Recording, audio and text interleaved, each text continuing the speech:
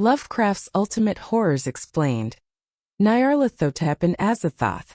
My dearest viewers, welcome back to the Eldritch Codex, your sanctuary for the contemplation of that which lies beyond the veil of perception, your library for the lore that whispers from the void between the stars.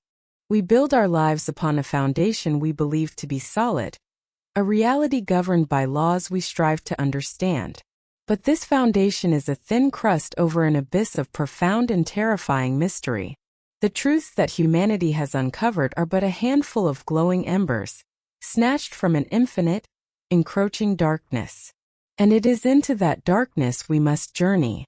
For the greatest horrors are not those that defy our laws, but those that expose the true, deeper laws we were never meant to comprehend.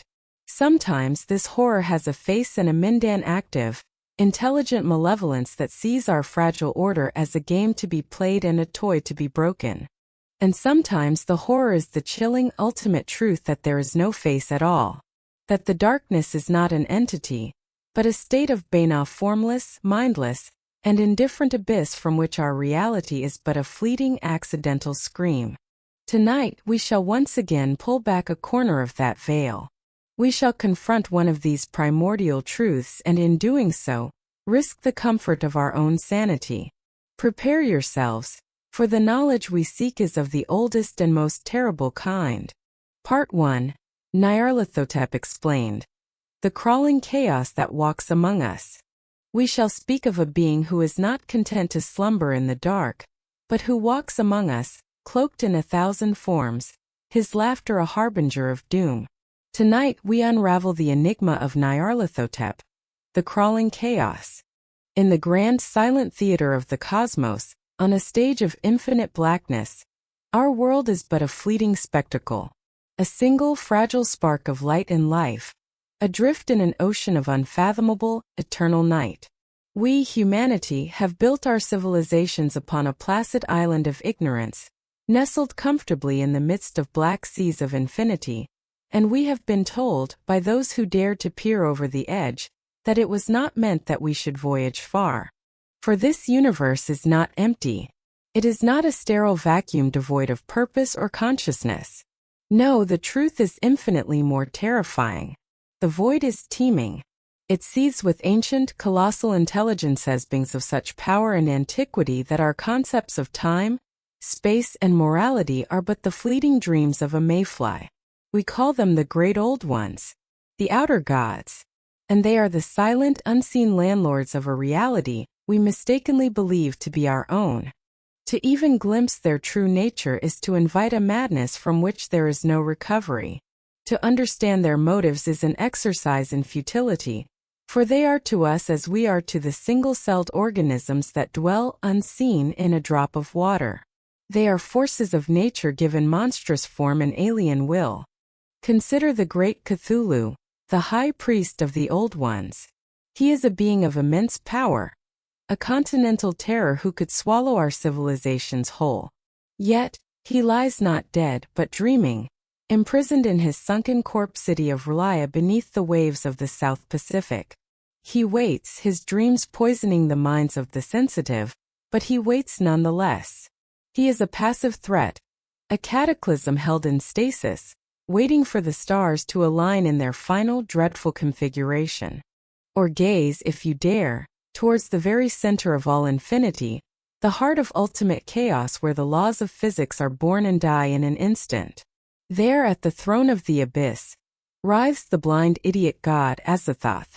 He is the demon sultan, the nuclear chaos that bubbles and blasphemes at the core of all things.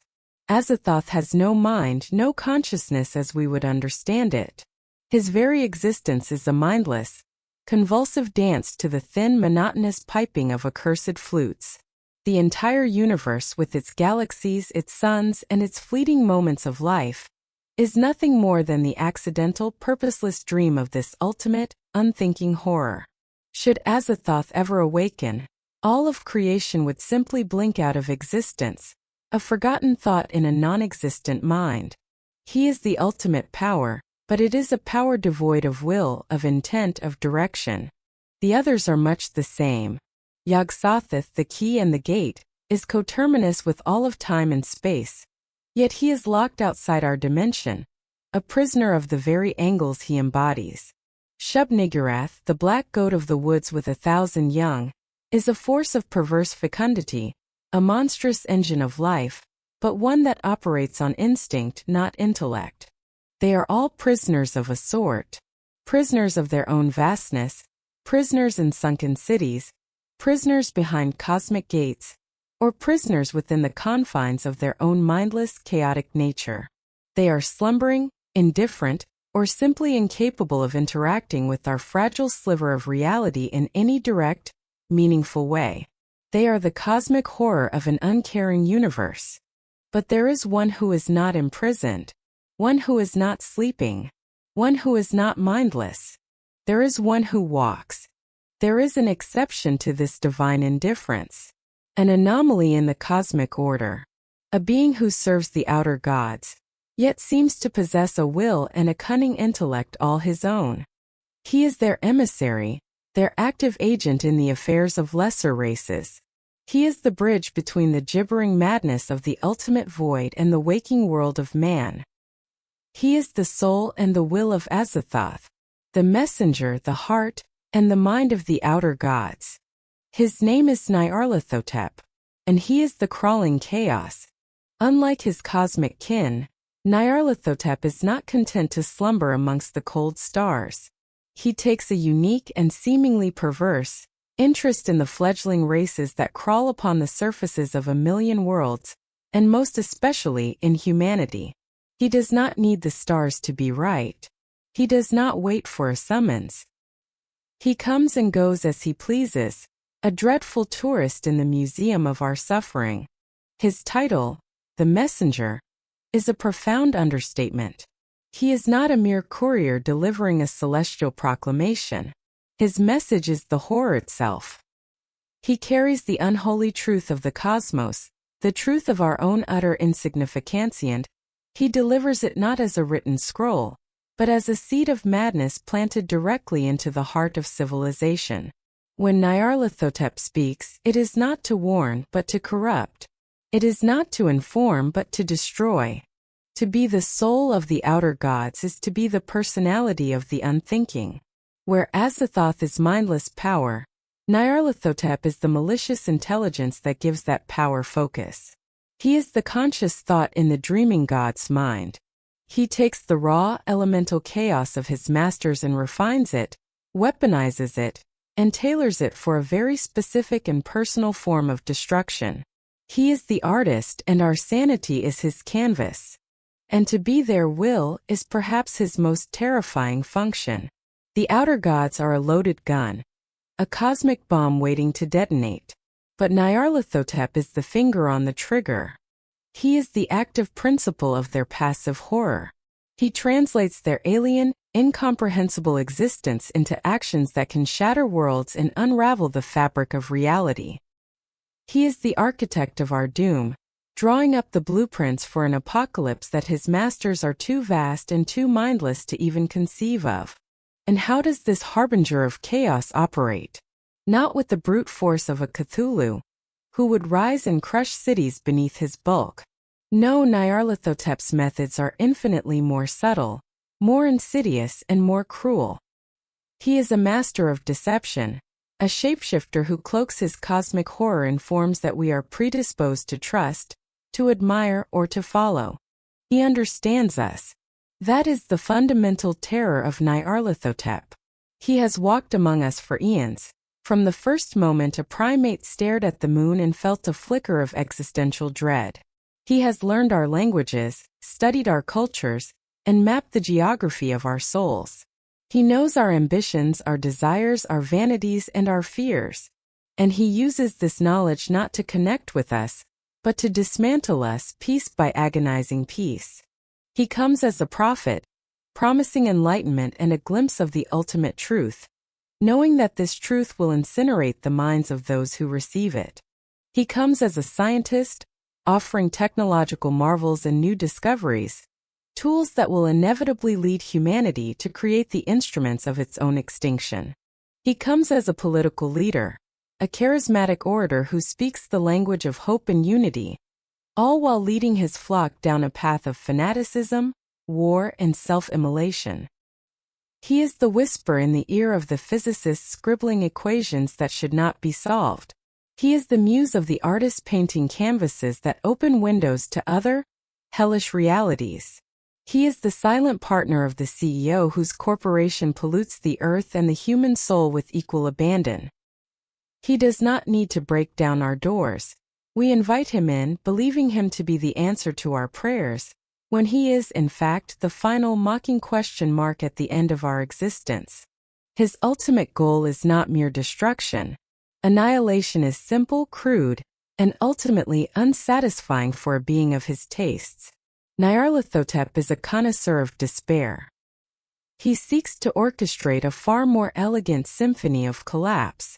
His aim is to prove the central thesis of the cosmos: that order is an illusion, that sanity is a fragile membrane, and that chaos is the true natural state of all things. He does not want to simply kill humanity. He wants humanity to choose its own damnation. He wants to watch us tear down our own institutions, burn our own sacred texts, and sacrifice our own children on the altars of false promise. He seeks to guide us to the precipice of the abyss, and then to give us one final gentle push, all while wearing a mask of benevolent salvation. There is a sense of cosmic mockery to him, a sadistic glee in his work. The lore whispers that he holds his mindless masters in a kind of contempt. He is the brilliant, scheming vizier to a slobbering idiot king. He serves them, yes, but he dances on the strings of their power, playing a tune of his own devising. Our terror, our madness, our final despairing screams, this is his private amusement. He is the cosmic jester whose punchline is the end of all hope. So when you look into the void, do not fear the slumbering behemoths or the mindless, churning chaos at the center of all things. They are the passive, indifferent horror of the storm, the earthquake, the supernova. Fear the one who walks out of that storm dry and smiling. Fear the one who can predict the earthquake and sells you shelter that is designed to be a tomb. Fear the one who offers to shield you from the supernova's light, holding up a lens that will focus its fire directly into your soul. Fear the messenger. Fear the soul of the void given form and a wicked intelligence. He is the active, personal, and malicious face of cosmic horror. He is the definitive proof that not only does the universe not care about you, but there is a part of it that actively hates you and will take great pleasure in your unraveling. He is Nyarlathotep, the crawling chaos, and his presence in our world, in any of his 1,000 forms, is never a prelude. It is an epitaph, being written even as we still draw breath. He is the beginning of the end. Every story of a god must have its genesis. Every apocalypse must have its herald. For Nyarlathotep, the entity that walks, his first recorded arrival in the annals of human dread was not with the crash of thunder or the rending of the heavens. It was with a whisper, a performance, a spectacle that began in the heart of a civilization already sick with an unnamed fever.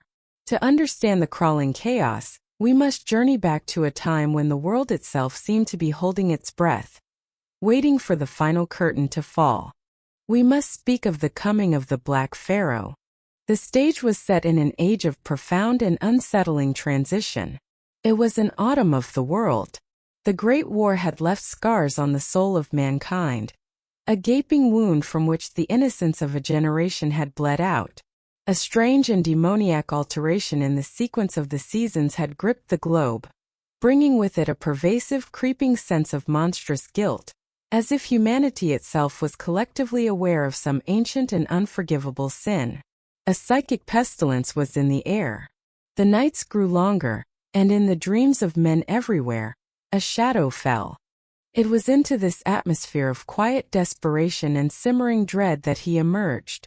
Out of the ancient, sun-scorched lands of Egypt, the land of buried gods and forgotten dynasties, he came.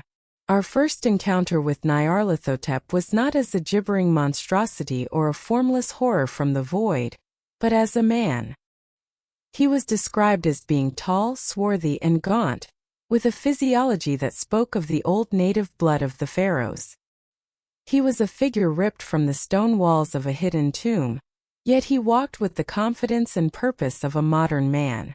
He was an enigma, a living paradox who carried the dust of millennia in the folds of his clothing. He called himself Nyarlathotep, a name that felt alien on the tongue, a collection of syllables that hinted at blasphemies older than the Nile itself. And what was his purpose in our weary world? He was a showman, a traveling lecturer, an entertainer. He journeyed from city to city, his fame spreading before him like a contagion. He promised demonstrations of forces that lay just beyond the grasp of mainstream science, profound and incredible marvels of electricity and psychology that he claimed would unveil the secrets of the cosmos.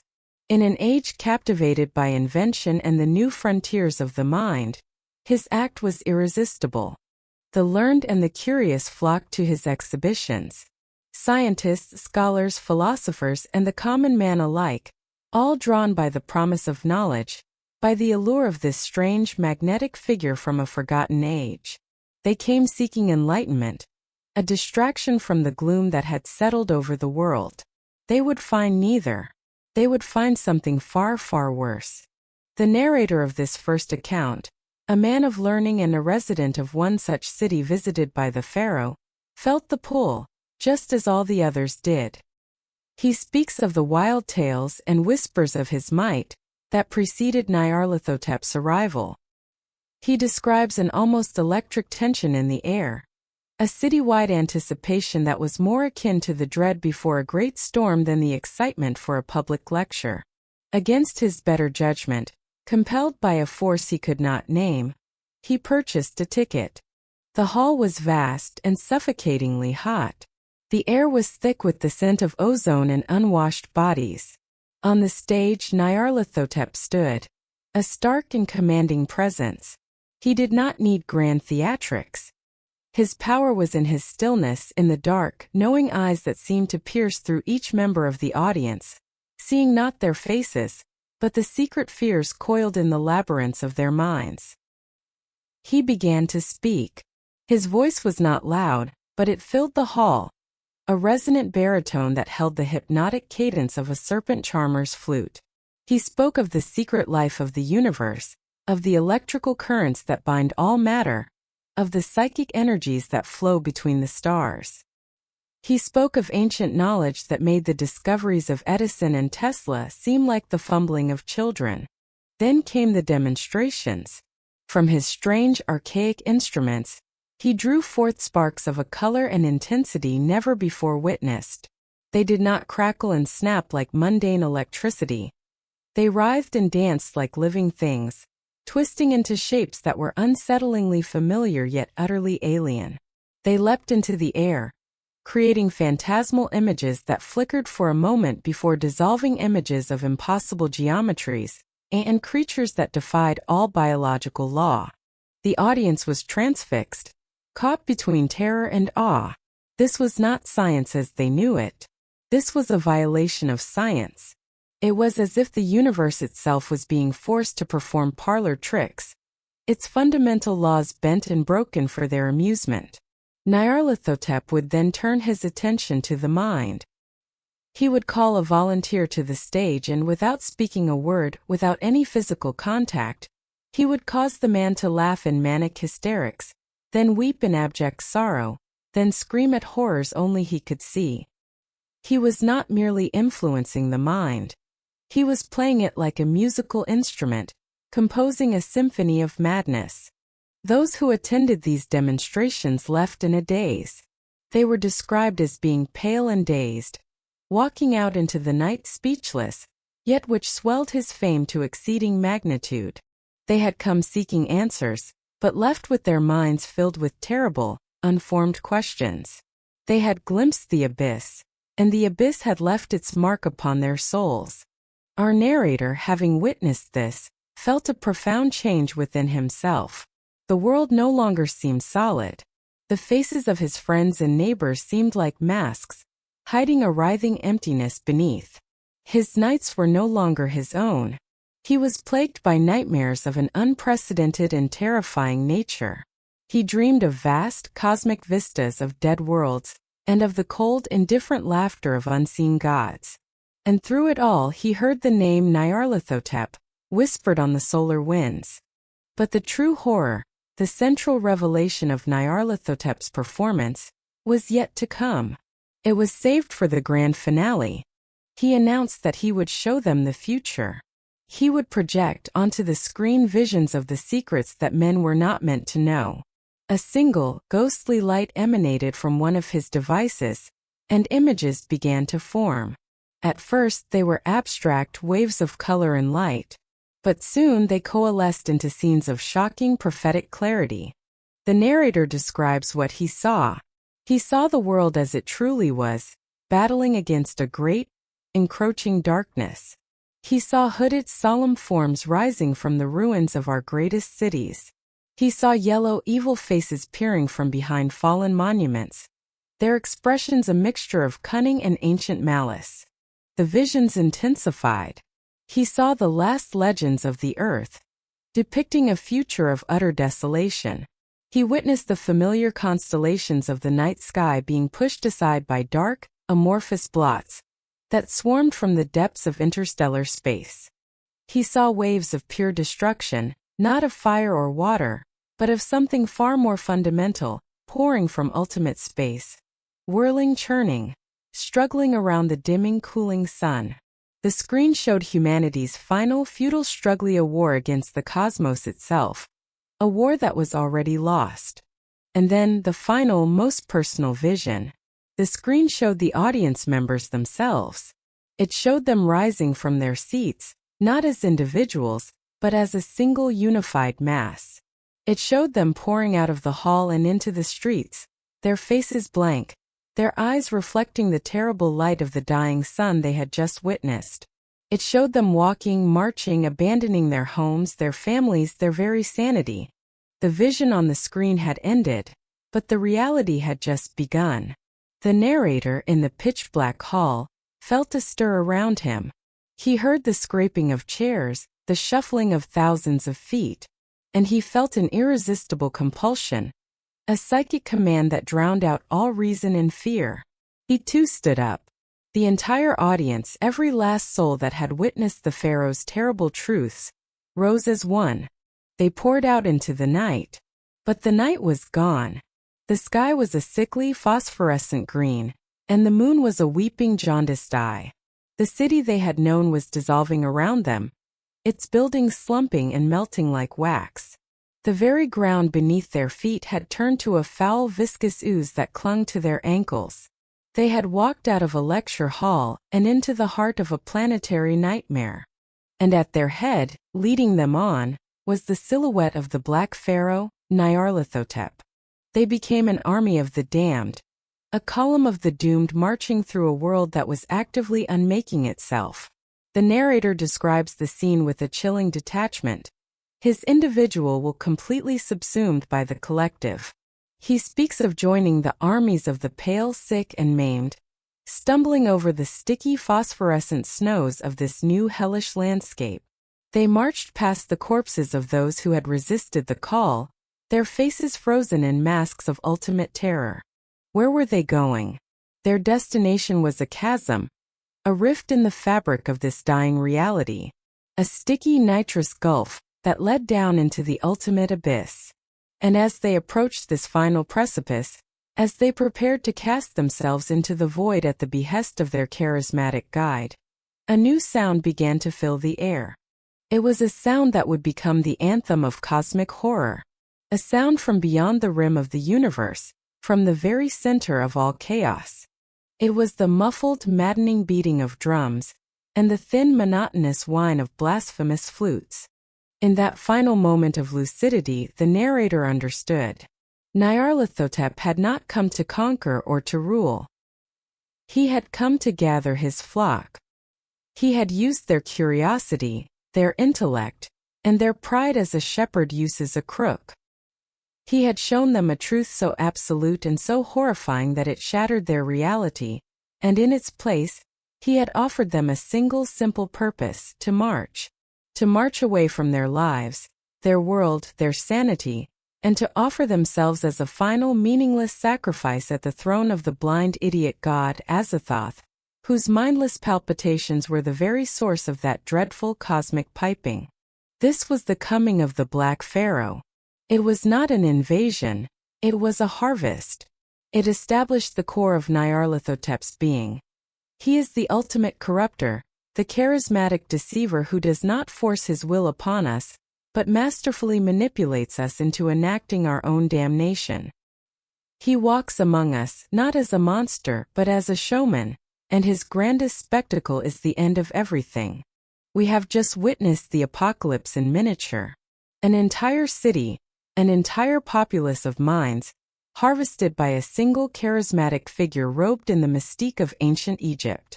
The Black Pharaoh, a being of such power and insidious charm that he could lead thousands to their willing damnation, to march with vacant eyes into the gnashing maw of chaos itself. It is a terrifying definitive tale of cosmic corruption. And it would be comforting in a strange and terrible way, if that were the end of the story. If Nyarlathotep were simply this one entity, this singular swarthy man from the land of the Nile, we could then perhaps learn to recognize him. We could watch for his coming, guard against his specific brand of charismatic poison. We could create wards against the pharaoh.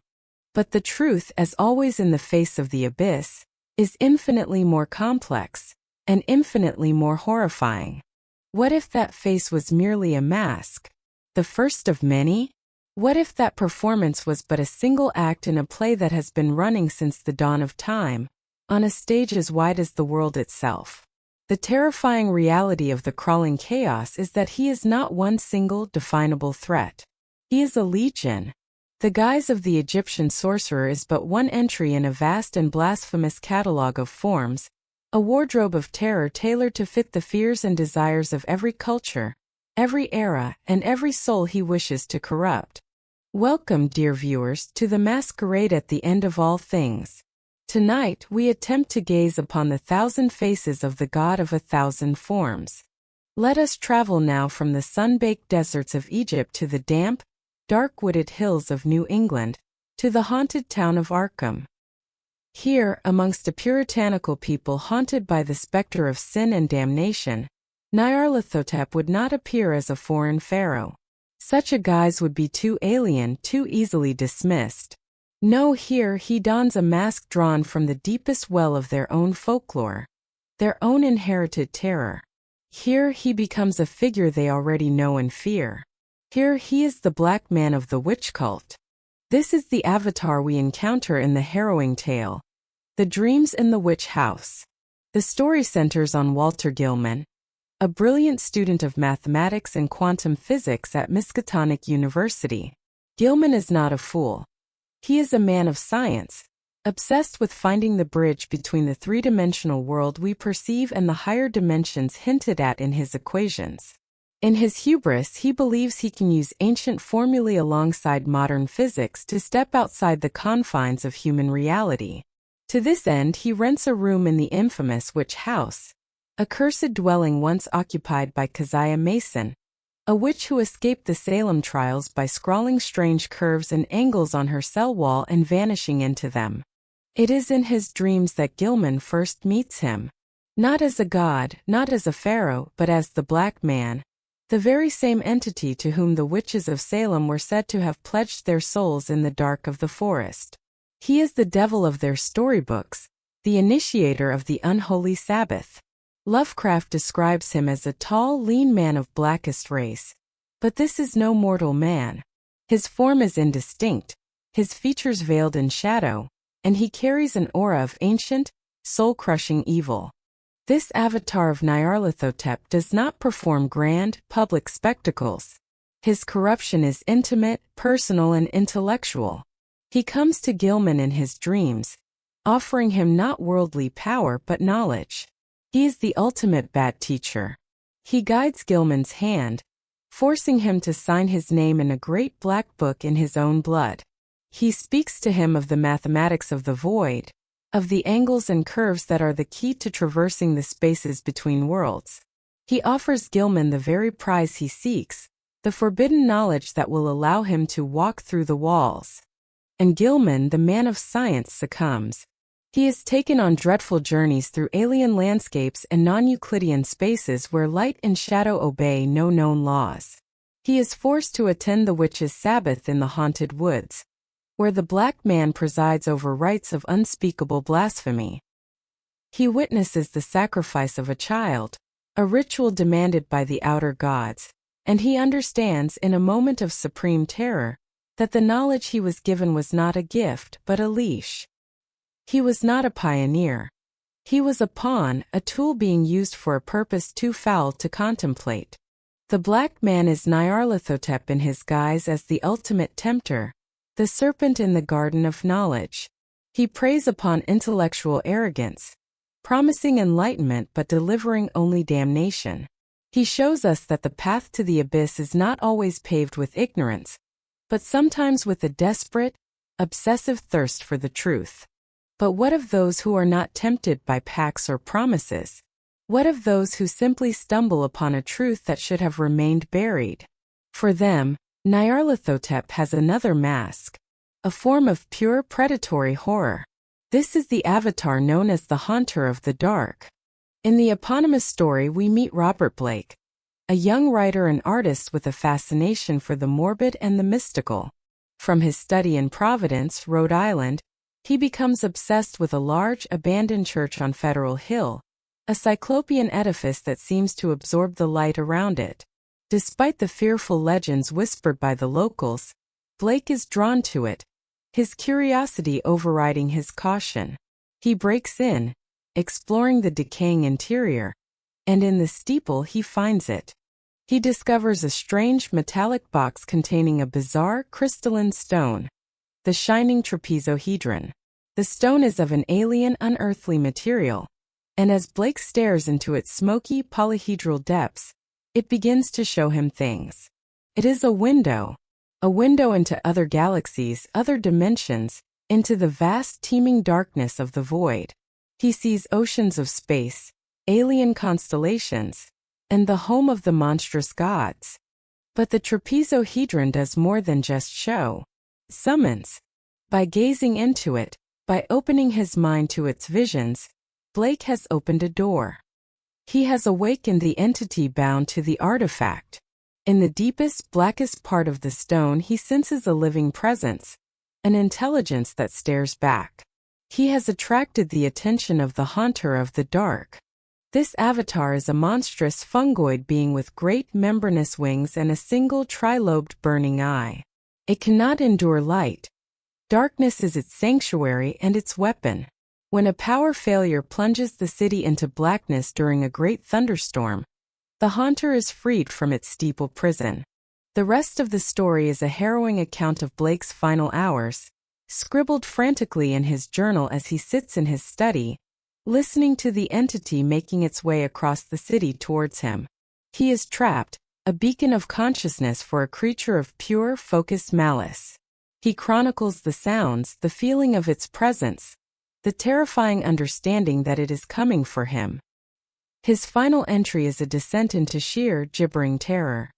I see it coming here Helwintitan blur black wings, Ruxothoth save meth three-lobed burning eye. The Haunter of the Dark is Nyarlathotep as the cosmic predator. This mask is not one of deception, but of raw psychological terror. It represents the danger of knowledge sought without wisdom. Blake was not a cultist. He was merely curious. But in the uncaring cosmos of Lovecraft, curiosity is not a virtue. It is a fatal flaw. Nyarlathotep, as the Haunter, is the guardian of forbidden secrets, a being that doesn't just punish trespassers, but utterly consumes them, leaving behind nothing but a skeleton of pure fear. The masks we have seen so far, the charismatic pharaoh, the intellectual tempter, the shadowy predator, have been, in their own ways, subtle. But Nyarlathotep is the crawling chaos, and sometimes chaos is not subtle. Sometimes it is a roaring, blood-soaked engine of pure destruction.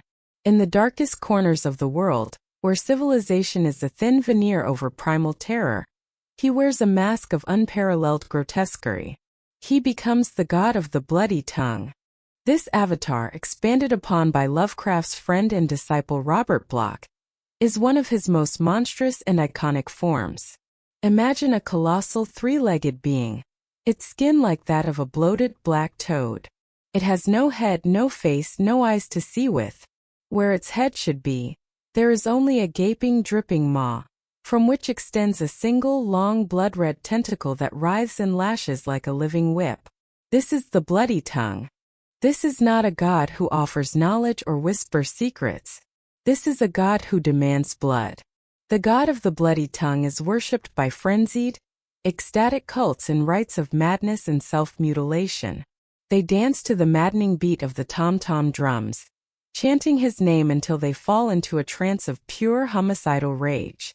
He is the apotheosis of the violent, mindless aspect of chaos. To encounter this avatar is not to be tempted or tricked. It is to be torn apart. It is to be consumed by a force of nature that is both mindless in its fury and guided by a malevolent intelligence. The bloody tongue represents Nyarlathotep stripped of all his cunning pretense, revealing the raw, destructive energy that lies at his core. He is the rage of Azathoth given a slobbering, physical form. This mask serves to remind us that while Nyarlathotep may enjoy his intricate games of psychological manipulation, he is perfectly capable of, and willing to engage in, sheer, unadulterated slaughter. 1,000 forms. 1,000 masks. We have only described a few of the most well-documented. But the lore, the fragments of forbidden texts, and the ravings of the mad speak of countless others. They speak of the faceless Sphinx, a silent, monstrous oracle that haunts the desert sands, its blank visage reflecting the viewer's own deepest madness back at them. They speak of the wailing writher, a formless agglomeration of mouths and flesh, a being of pure agony whose very cries can shatter the sanity of all who hear it. They even speak of seemingly benign forms, like the Green Man, an avatar linked to nature and ancient fertility rites. A mask of life and growth that hides a core of ultimate decay. A beautiful flower that grows from a cancerous root. The Black Pharaoh. The Black Man. The Haunter of the Dark. The God of the Bloody Tongue. 1,000 more. Why? Why this cosmic masquerade? The answer lies in the fundamental nature of his mission. He is not merely a messenger. He is a master strategist, and his battlefield is the human psyche. Each mask is a key. Each avatar is a specialized tool, precision engineered to exploit a specific human weakness. For the arrogant intellectual who believes he can map the cosmos, he is the Black Man, offering the poisoned apple from the tree of forbidden knowledge. For the curious artist who cannot resist peeling back the veil of reality, he is the Haunter, a booby trap left for those who dare to look. For the society teetering on the brink of despair and hungry for a savior, he is the Black Pharaoh, a charismatic leader who offers a path to oblivion disguised as salvation. For the primal soul that yearns for the release of violence and ecstasy, he is the God of the Bloody Tongue, the divine sanction for their darkest impulses. He is a divine actor with a repertoire of 1,000 tragedies, and he chooses his role based on his audience. He understands that the path to chaos is not a single highway, but a million different footpaths, and he is willing to walk each and every one of them. The God of 1,000 forms is not just a shapeshifter. He is a reflection, a dark, twisted mirror held up to the face of humanity, showing us that the seeds of our own destruction already lie within us. All he has to do is choose the right mask to help them grow. There is a power in a name. An epithet, when perfectly chosen, can convey more truth and inspire more terror than 1,000 pages of description. For the entity we have been exploring, the being of 1,000 masks and infinite malice, one title has risen above all others. It has become his signature, his very definition in the lexicon of cosmic horror. The crawling chaos. The phrase itself is a masterpiece of dread.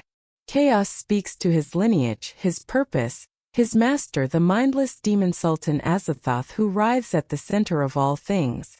It is the raw material of his work, the primordial force he wields. But it is the first word, crawling, that truly chills the soul. It denies the dignity of a swift apocalypse. It speaks not of a sudden, explosive end, but of a slow, creeping, inexorable decay. It is the sound of sanity being eroded grain by grain, of reality unwinding thread by thread. It is the horror of the inevitable, watched in slow motion. This title fits Nyarlathotep so perfectly. It feels as though it must have been bestowed upon him in some blasphemous pre-human Bible. It has become inseparable from his identity. And it is for this very reason that we must now pause our journey. We must address a point of profound and persistent confusion, a textual anomaly that has led many an earnest scholar of the weird down a mistaken path. For you see, there exists in the Lovecraftian canon a short story, a prose poem of startling and psychedelic horror, that bears this exact title, The Crawling Chaos. And the greatest secret of this tale is that Nyarlathotep, the entity, is nowhere to be found within it. To understand why he carries this name, we must first dissect the story that bears it, and in doing so we will uncover a deeper, more nuanced truth about the nature of his terror. Our journey begins not with the cult or a cursed artifact, but with a simple, relatable human desire, the desperate need for escape. The story, a collaboration between Lovecraft and the writer Winifred V. Jackson, is presented as a dream, a vision induced by an overdose of opium. The narrator, a man of refined sensibilities, finds himself weary of the prosaic, suffocating reality of his life. He seeks beauty, fantasy, and a respite from the mundane. In a moment of decadent abandon, he takes a dose of the drug so potent that he expects it to bring him either new and terrible visions, or the quiet release of death. He gets both. The initial moments of the vision are beautiful, almost serene. He describes a feeling of floating, of being drawn toward visions of exotic lands and bygone ages. The air is thick with the scent of spices, and strange melodic music plays from an unseen source. This is the escape he craved. But then the tenor of the dream begins to shift. He finds himself standing on a precipice, looking out over a magnificent, dreamlike city. A city of countless terraces, domes, and fluted minarets. But below him, he sees the source of the story's title. A monstrous phosphorescent wave is rising from the ocean. This is the crawling chaos. It is not an entity but a force, a literal physical manifestation of destruction, advancing with a terrifying, inexorable slowness. Lovecraft's description is hypnotic. The wave is not mere water. It is a sentient, devouring thing that obliterates everything it touches. He watches as it consumes the crystalline blocks of a beautiful pier, swallowing them without a sound. It crawls over the land, and where it passes, there is only bare, viscous mud. The very substance of the world is being unmade by its touch. The narrator feels an instinctual primal terror. He turns and flees inland, away from the encroaching doom. He runs through a land of unnatural beauty, past titanic palm trees that seem to touch the sky, their fronds rustling with the metallic tinkle. The dream logic of the scene is palpable. It is a world of impossible beauty on the absolute brink of annihilation. He reaches a high valley, a seeming paradise that the wave has not yet touched. There he finds sanctuary. For a time, he rests beneath a colossal tree, and it is here that he has a profound encounter. He is met by a radiant, youthful figure, an angelic being with sunny golden hair, and a voice that is like the music of a viol. This being speaks to him, not of terror or doom, but of beauty and eternity. It tells the narrator that the dream world is his, and that he will be taken to a place of calm and shining beauty, beyond the reach of the crawling chaos that is devouring the earth below. The childlike guide takes the narrator by the hand and lifts him into the sky. He rises, floating effortlessly through the upper atmosphere, past clouds of rose and amber and azure. He is being given a God's eye view of the apocalypse. It is a strangely peaceful, almost sublime experience. He is detached, an observer watching the death of a world from a safe, celestial distance. From this cosmic vantage point, he looks down and witnesses the planet's final, agonizing moments. He sees the crawling chaos complete its work, covering the entire globe until no land remains. He watches as the sun grows cold and dim, and the earth itself begins to crack and crumble. The end is not fiery and violent in the way we might imagine. It is a cold, silent, and dignified collapse. The world, its beauty finally consumed, simply gives up. In the story's final devastating lines, the narrator watches as the earth, with a mighty resonant roar, explodes. It bursts into a billion suns. A final silent firework display that illuminates the void for a moment before winking out, becoming nothing more than a vortex of atomic chaos. The angelic guide then informs him, with a serene and terrifying finality, that the chaos is protozoa, and all is indistinguishable. The end. So, let us be unequivocally clear. The story The Crawling Chaos is a magnificent piece of psychedelic, cosmic horror. It is a story about the end of the world. It is a story about the sublime terror of the infinite. It is a story about the ultimate insignificance of our planet in the face of cosmic forces. But it is not a story about Nyarlathotep. The chaos is a literal, elemental force, and its crawling is its slow physical advance across the globe. There is no trickster, no malevolent guide, no charismatic pharaoh. The destruction is impersonal, a natural, albeit fantastical, process of universal entropy. This then brings us back to our central critical question: why? Why did this title, from this specific unrelated story, become so inextricably linked to Nyarlathotep that it is now his primary epithet? The answer is a testament to the strange organic way that lore develops. It is a happy accident of language, an instance where a phrase, torn from its original context, proved to be a more perfect descriptor for something else entirely. The title became his because it captures the method of his horror more perfectly than any other combination of words. Let us analyze the epithet once more, but now in the full context of his character. Chaos. This is his nature and his purpose. He is the soul of the outer gods, the active will of the blind idiot god Azathoth, who is the very embodiment of nuclear chaos. Where his masters are passive, mindless chaos, Nyarlathotep is applied chaos. He is the engineer who takes the raw, explosive energy of a star and channels it through intricate circuitry to power a machine of exquisite torture. His goal is to introduce the fundamental chaos of the universe into the fragile, ordered systems of civilization and sanity, and watch them collapse. This part of the title is direct and literal. Crawling. This is the genius of the epithet. This is his methodology. This is what separates him from the brute force of a Cthulhu, or the mindless destruction of an Azathoth. Nyarlathotep's chaos does not typically arrive like the great, devouring wave of the story. It does not wash over the world in a single cataclysmic event. No. Nyarlathotep's chaos crawls. It crawls into our world in the form of a charismatic showman, planting seeds of madness in the minds of an entire city, a slow-acting poison that leads them to march to their own doom. It crawls into the mind of a brilliant student through forbidden equations and whispered secrets in dreams, slowly replacing his ambition with alien servitude. It crawls out of a crystalline artifact, a shadow that first infects the mind with visions before it creeps across a city to consume the body. It crawls into a society through the gradual acceptance of a new, ecstatic cult, slowly turning its followers from civilized people into bloodthirsty fanatics. It is the slow, patient process of infestation. It is the rot that spreads unseen beneath the floorboards. It is the cancer that metastasizes in the dark. It is the quiet, insidious creep of an idea, a doubt, a fear, that slowly but surely undermines and destroys everything it touches.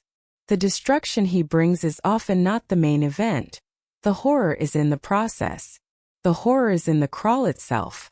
The story The Crawling Chaos gave us a name for a horror far more sophisticated than the one it depicted. The title was too good, too evocative, too perfect a fit for the subtle manipulative evil of the messenger of the gods to be left attached to a simple tale of an opium dream. And so, over time, through the shared consciousness of those who read and wrote of this pantheon, the title migrated. It found its true owner. The Crawling Chaos, therefore, is not the wave that destroys the shore. It is the insidious tide that slowly, imperceptibly rises until we find ourselves already drowned. It is the perfect description of Nyarlathotep's work. A patient, deliberate, and inescapable advance of entropy, guided by a mocking, malicious intelligence that walks among us. We have journeyed through nightmare and ruin. We have walked the phosphorescent snows of a world's end, guided by the hand of a charismatic pharaoh. We have descended into the haunted recesses of the mind, tempted by the devil of a witch's Sabbath. We have fled from the predatory shadow that haunts the dark, and heard the savage drums that beat for a faceless god with a bloody tongue. We have seen the masks. We have chronicled the chaos. We have borne witness to the slow, crawling corruption that Nyarlathotep unleashes upon the fragile minds of men. And through it all, one monumental question has loomed, a black monolith in the landscape of our understanding. Why? Why him? In a cosmos teeming with beings of unimaginable power, beings who are to us as we are to dust motes in a sunbeam, why is he the one who takes such a specific, personal, and malicious interest in our affairs?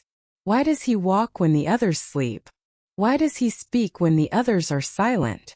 Why does he scheme when the others are mindless? To find the answer, we must pull the lens of our perception back from the blood-soaked earth, away from the haunted houses and decadent cities, and gaze once more into the ultimate black abyss. We must understand his position in the grand, terrifying hierarchy of the outer gods. For Nyarlathotep is not merely one of them. He is their nexus. He is their voice, their will, and their very soul. Consider, for a final time, the nature of his brethren. The great old ones like Cthulhu are immense powers, but they are imprisoned, sleeping, dreaming. Their influence is passive, a psychic leakage that poisons our dreams, but they are not acting upon us in a direct, conscious way. They are caged titans waiting for a key to be turned. The outer gods are vaster still, but even more remote. Yog-Sothoth is coterminous with all of time and space, yet paradoxically locked outside of it, a being of pure potential but limited agency. And at the apex of it all, there is the ultimate god, the demon sultan Azathoth. He is the source of all things, the engine of creation, but he is the blind idiot god. A being of infinite power but zero consciousness. He is a nuclear explosion that never ends, a force without a mind, a king without a thought in his head. His existence is a mindless, bubbling, blaspheming accident. They are forces of nature. Cthulhu is a psychic hurricane in waiting. Yog-Sothoth is a metaphysical law of physics. Azathoth is a cosmic-scale biological process. You can be destroyed by them just as you can be destroyed by a tsunami or a supernova, but you cannot reason with them. You cannot bargain with them. And they, in turn, do not hate you. They do not even perceive you. They are simply there. Nyarlathotep is the exception to this universal rule. He is the cosmic anomaly. He is the moment the supernova looks back at you. He bridges the gulf between their mindless, transcendental existence and our fragile, ordered reality. And he does so because of his unique, threefold title, a title whispered in the darkest of cults. He is the messenger, the heart, and the soul of the outer gods. Let us now at last dare to unpack the meaning of these dreadful designations. First, he is their messenger. This is his most commonly known function, but also the most deceptively simple. He is not a celestial postman delivering a sealed scroll. His very being is the message. When the outer gods wish to communicate their will or more accurately, When their existence needs to be translated into an actionable event in our reality, they emanate Nyarlathotep. He carries the truth of the cosmos within him, and this truth is a psychic poison. He speaks our languages, he understands our symbols, but the information he imparts is inherently destructive. He is like a diplomat from a nation whose very air is lethal to us. He may come with a smile and a handshake, but his every breath spreads the plague. When he gave Walter Gilman the knowledge of higher dimensions, that knowledge itself was the trap. When he showed the crowds the future on his screen, that vision itself was the catalyst for their doom. He does not need to deliver a threat. His presence, his words, his revelations are the threat made manifest. He is a walking, talking infohazard, and the information he carries is the simple, sanity-shattering equation that proves our utter insignificance. Second, he is their heart. This title is more esoteric, more profound. A heart implies a center, a focal point, a seat of emotion. While the outer gods themselves are passionless, Nyarlathotep is the vessel for their cosmic intent. He is the emotional core of the unemotional. Where Azathoth is mindless churning energy, Nyarlathotep is the part of that energy that can feel, that can desire, that can enjoy. And what does he enjoy? Cruelty, deception, the exquisite artistry of a mind breaking down, the beautiful symphony of a civilization turning on itself. This is why his actions are so personal, so tailored, so sadistic. A mindless force like a hurricane makes no distinction between an ant and a man. But Nyarlathotep sees the distinction clearly. He understands what we value: our hope, our reason, our love, our sanity, and it is precisely these things he targets with the loving care of a master torturer. He is the heart of the outer gods because he is the seat of their malice, the organ that pumps pure, intelligent spite throughout the veins of the cosmos. He is the reason the universe is not just uncaring but actively, personally hostile. Finally, and most terrifyingly, he is their soul. A soul implies consciousness, personality, intellect, and identity. This is the ultimate key to his nature. If Azathoth is the great, mindless body of the cosmos, Nyarlathotep is its conscious, thinking mind. He is the sapient dream within the idiot god's slumber. This is why he can scheme. This is why he can understand us. He possesses a cunning, far-reaching intellect that may surpass that of any human who has ever lived. He is the part of the abyss that can think.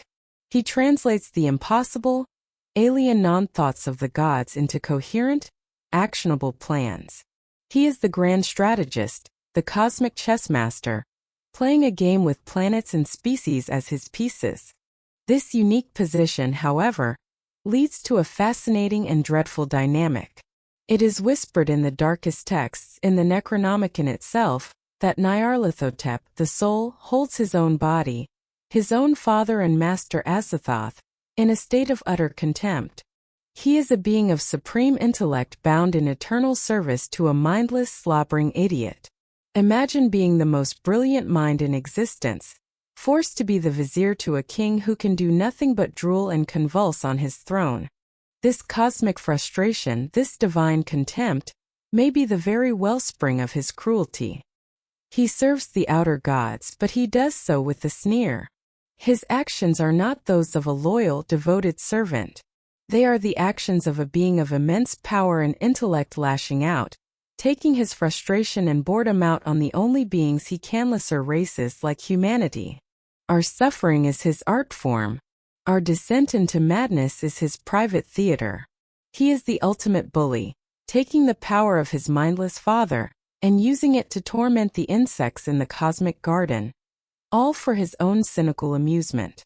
He is not just following orders. He is fulfilling his own twisted, nihilistic desires. When he guides a cult to self-destruction or whispers a maddening formula into a scientist's ear, he is not merely serving Azathoth's will. He is entertaining himself, passing the long, boring eons of his servitude by composing symphonies of despair. And this brings us to the final chilling truth. Nyarlathotep's interest in humanity is not born of any grand, cosmic war or divine plan for our souls. It is far more insulting than that. We are his hobby. We are his entertainment. He is the bored god who, for lack of a better way to spend eternity, has decided to build intricate, beautiful sandcastles of civilization, simply to experience the exquisite pleasure of kicking them over. He is the cosmic child pulling the wings off a fly, not out of any grand purpose, but simply to see it wriggle. This is the ultimate horror of Nyarlathotep. It is not just that he is a messenger of doom. It is that our doom is his pastime. He is the thinking, personal, and profoundly bored face of the abyss. While the other gods are the horror of indifference, Nyarlathotep is the horror of malicious attention. He is the definitive proof that there is a conscious thinking entity at the heart of the cosmos that sees us, understands us, and utterly, profoundly despises us, finding our screams to be the sweetest music in the universe. He is the soul and messenger, and the message he delivers in 1,000 different ways with 1,000 different faces is always the same. Chaos is coming, and it is going to enjoy every moment of your end. We have reached the end of our dark pilgrimage. Together we have charted a course through a history written in the ink of madness and fear. We began with the fundamental truth of our cosmos, that in a universe of slumbering, indifferent, or mindless gods, there is one who is awake, aware, and walks among us. We witnessed his coming in the guise of the Black Pharaoh, a charismatic showman who turned humanity's own thirst for knowledge and spectacle into a weapon against it, leading a mesmerized flock to the very precipice of the abyss. We saw him shift his form, adapting his evil to the native fears of a different land, becoming the black man of the witch cult, the intellectual tempter who offered the poisoned fruits of forbidden knowledge to the arrogant and the ambitious. We saw that his evil was not limited to temptation. We felt the predatory terror of the haunter of the dark, an avatar of pure, focused malice that acts as a cosmic booby trap for the unwary and the curious. We recoiled from the sheer, primal savagery of the god of the bloody tongue, a mask of raw chaos that reminds us that beneath the sophisticated games lies a capacity for unbridled, grotesque slaughter. We learned that these are but a handful of 1,000 forms, a wardrobe of terror that allows him to be whatever he needs to be to find the cracks in the foundations of any soul, any society. We untangled the riddle of his most famous title, discovering that the crawling chaos is not some beast, but a methodology, a slow, insidious, inexorable process of decay that he masterfully orchestrates. And finally, we gazed into the black heart of the void to understand his purpose, learning that he is the soul and messenger of the outer gods, the conscious, thinking mind of the mindless abyss, a being of supreme intellect whose contempt for his masters is eclipsed only by his sadistic contempt for us. We have gathered the evidence. We have studied the case files.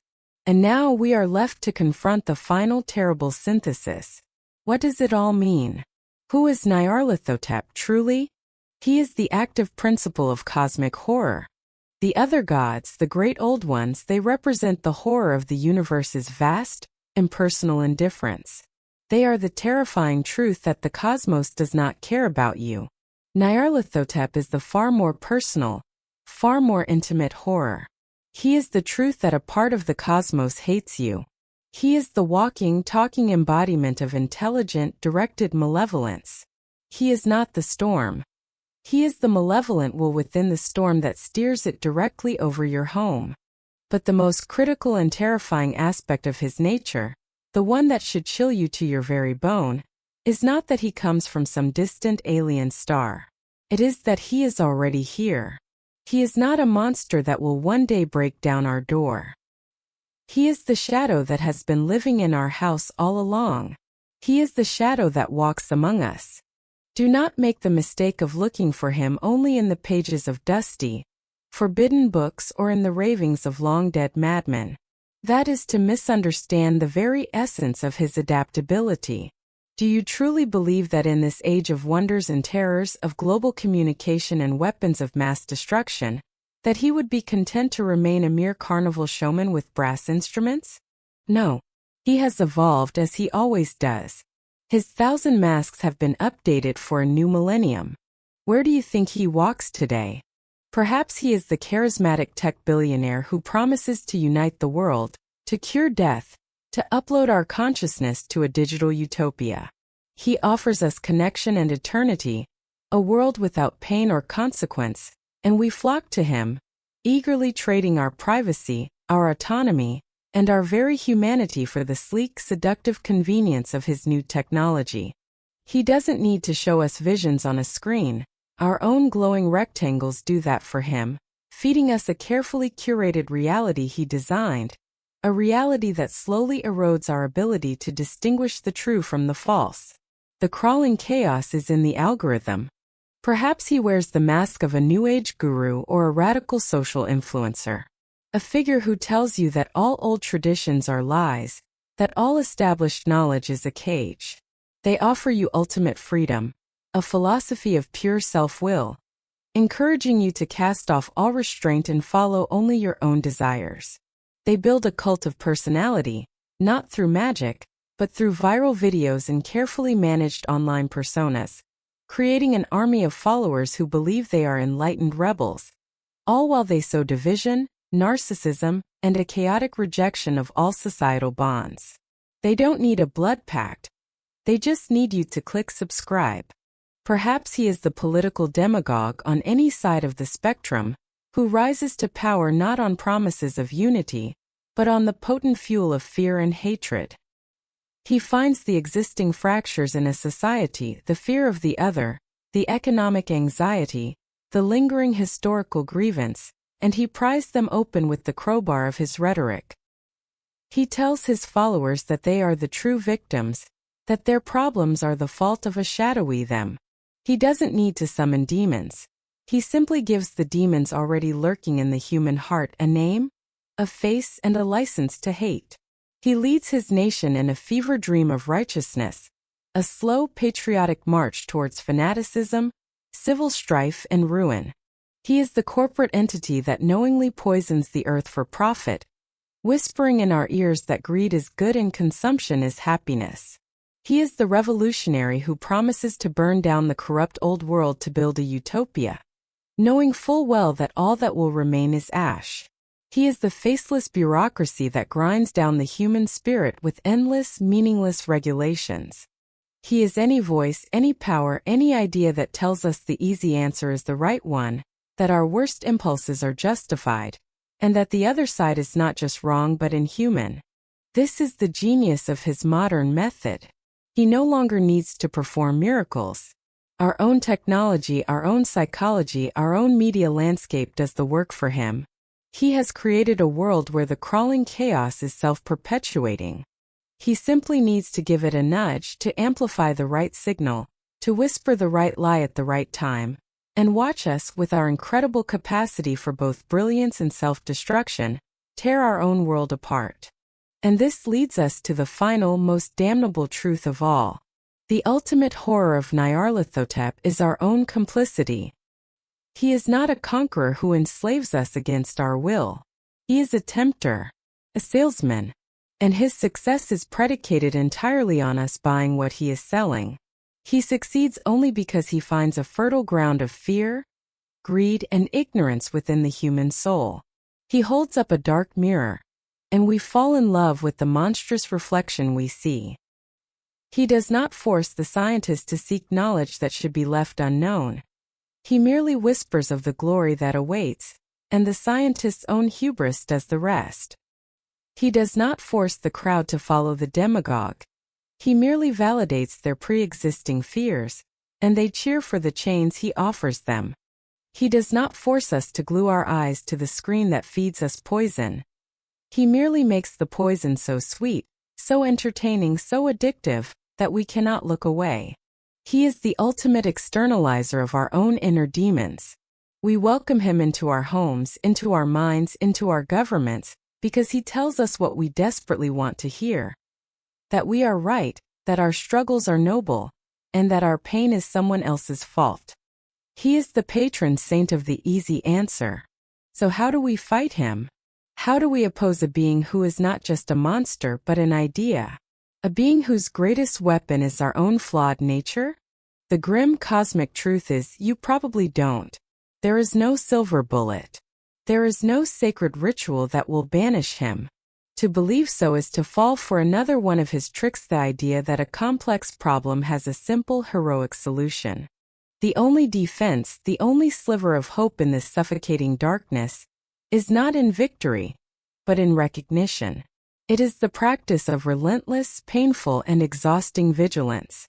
It is the courage to question your own most cherished beliefs. It is the humility to admit that you might be wrong. It is the strength to turn off the voice that tells you what you want to hear, and the wisdom to listen to the quiet, difficult truths. It is the discipline to look at the world, in all its infuriating complexity, and resist the temptation of the easy answer. To recognize the shadow, even as it falls upon you, is the only defiance that matters. To see the mask and to know the face behind it. To understand the game, even as you are declared checkmate. In the face of Nyarlathotep, awareness is not a shield that will save you. It is merely the final human act of refusing to be a willing, ignorant pawn. It is the choice to look into the abyss with open eyes. So, the next time you feel the seductive pull of a simple solution to a complex problem, the next time you feel the righteous fire of hatred for those you do not know, the next time you are offered a paradise at the low, low price of your own critical thought, pause. Listen. Beneath the roar of the crowd and the siren song of the screen, you may just hear a thin, monotonous, and ancient melody. A sound like the mocking laughter of a god who knows he has already won. He is Nyarlathotep. He is the crawling chaos. And he is the shadow that walks among us. Part 2. The Primordial Chaos Explained. The Formless Horror Before the Gods. My dearest viewers, welcome back to the Eldritch Codex, your sanctuary for the contemplation of that which lies beyond the veil, your library for the lore that was never meant for mortal minds. Tonight we embark upon a journey unlike any other. We will not be exploring a haunted ruin, nor shall we be chronicling the life of a monstrous entity. Our destination tonight is not a place but a time, a state of being. We seek to travel backwards, past the chronicles of humanity, past the birth of our world, past the genesis of our sun. We must go further. We must journey past the gods themselves. Every mythology, every religion, every story we have ever told ourselves begins with an act of creation. A god speaks a word, a titan slays a monster, a light pierces the darkness. We are obsessed with the beginning, but we have been asking the wrong question. The most profound and terrifying question is not, how did things begin? It is, what was there before the beginning? Tonight we peel back the layers of creation, of order, and of reality itself. We will stare into the formless, limitless, and mindless abyss that preceded all things. We will speak of the ultimate, unthinking horror from which all life, all gods, and all light are but a fleeting, accidental flicker. Tonight we seek to explain the primordial chaos, the formless horror before the gods. Before we can take our first step into the abyss, we must first perform a necessary act of intellectual purification. We must empty our minds. We must unlearn. There is a word that stands as a gatekeeper to the understanding we seek tonight, and this word has been so worn down by common use, so trivialized by our modern tongue, that its original terrifying power has been almost entirely forgotten. That word is chaos. What does this word conjure for you now, in this moment? Perhaps you imagine the frenetic energy of a crowded city street, a symphony of discord conducted by blaring horns and hurried footsteps. Perhaps you envision the fury of a storm at sea, a violent, roiling rebellion of wind and water against the fragile defiance of a ship's hull. Perhaps you think of the aftermath of a great battle, a landscape of wreckage and ruin where all order has been violently overthrown. Or perhaps it is more personal. The state of a cluttered desk, a frantic schedule, a mind reeling with 1,000 conflicting thoughts. In every one of these instances we use the word chaos to describe a disruption, a breakdown, a state of disarray. It is a term we apply to a system that has lost its structure, a pattern that has been broken. The shattered vase on the floor is chaotic because we remember the vase when it was whole. The riot in the streets is chaotic because it is a violent departure from the norms of civil society. Our modern chaos is an intruder, a temporary vandal that defaces a pre-existing order. It is a condition relative to something else. It is a shadow that can only exist because there is a light of order to cast it. This understanding, while useful for navigating our daily lives, is a profound and dangerous misconception. It is a flickering candle held up to a starless, infinite night, mistaken for the sun. It is a child's fable about a wolf, when the true monster is the forest itself. The chaos we speak of tonight is not the opposite of order. It is the absence of order. It is not a state of being. It is the state of non-being. It is the formless, timeless, featureless condition that existed before the very possibility of order could ever be conceived. The chaos we seek is not a broken vase. It is the state before the clay was ever formed, before the potter was ever born, before the very concept of shape had any meaning. This is the first and most crucial distinction. The primordial classical chaos is not a mess. It is a nullity. It is the absolute zero of existence, the philosophical black hole from which no meaning, no structure, no purpose, no light can escape. Before we can proceed, we must burn our modern dictionary and learn the vocabulary of the void. We must understand that we are not here to discuss a temporary disruption. We are here to contemplate the permanent, eternal, and natural state of non-existence from which our reality is a fleeting and profound anomaly. Imagine, if you can, an existence without dimension. There is no up or down, for there is no gravity to define them. There is no left or right, forward or backward, for there is no space to traverse. There is no here or there, for there is no point of reference to distinguish one patch of nothing from another. Imagine an existence without time. There is no ticking of a clock, not because the clock is broken, but because the very river of causality upon which time flows has not yet been dreamed. There is no past to remember, no future to anticipate. There is no before or after, only a perpetual static impossible is not. Imagine an existence without properties. There is no light, but there is also no darkness, for darkness is merely the absence of light, and the concept of light has not yet occurred. There is no heat, but also no cold. No matter, but also no energy. There is no substance. There is no form. There is not even emptiness, for to be empty is to be a container, and the concept of a container or a boundary does not exist. Are you beginning to feel it?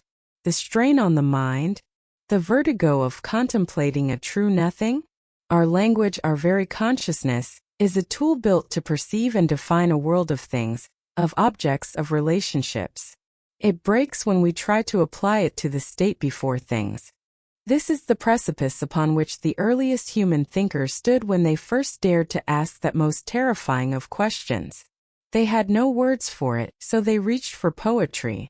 They reached for metaphor. They tried to describe the indescribable, to give a name to the faceless abyss. The ancient Greeks called it chaos, from a verb meaning to gape or to yawn.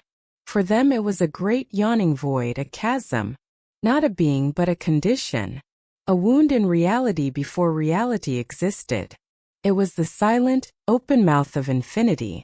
The ancient Egyptians envisioned it as a boundless, motionless, and primordial ocean of dark water. They called it Nu. It was a watery abyss, inert, silent, and cold, containing the latent potential for everything, but actualizing nothing. It was the great cosmic sleep.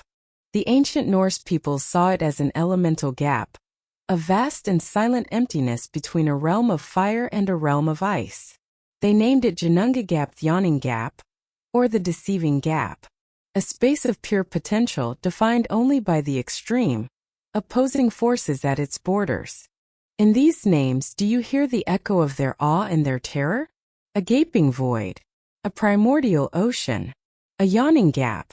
They were all attempts to paint a picture of the same ultimate horror, the sheer, crushing absolute vacancy that preceded all things.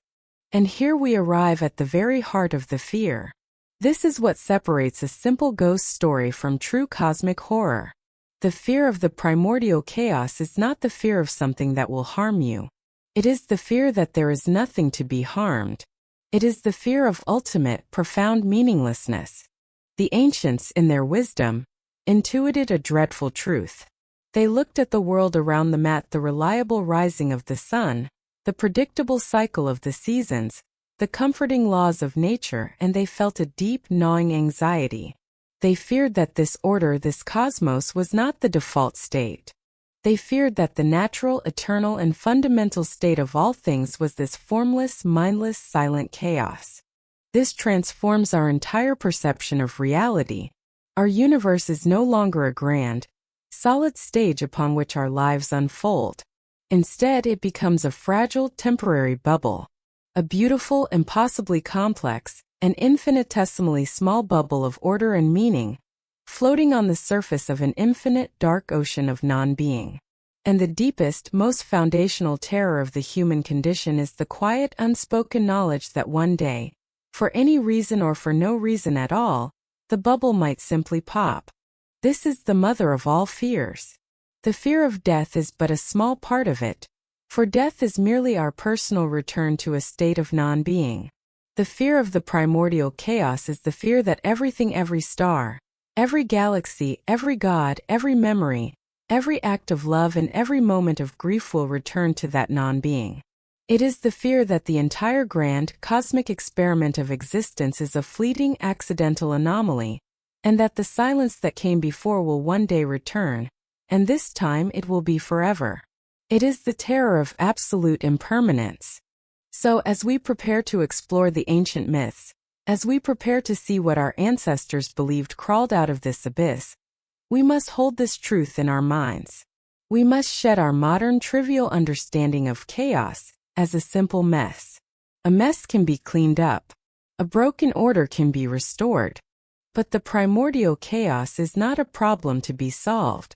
It is the context in which all problems, all solutions, all life, and all death occurs. It is the ultimate indifferent backdrop, the silent, formless horror that came before the gods, and the one that will, in all likelihood, be all that remains after they are gone.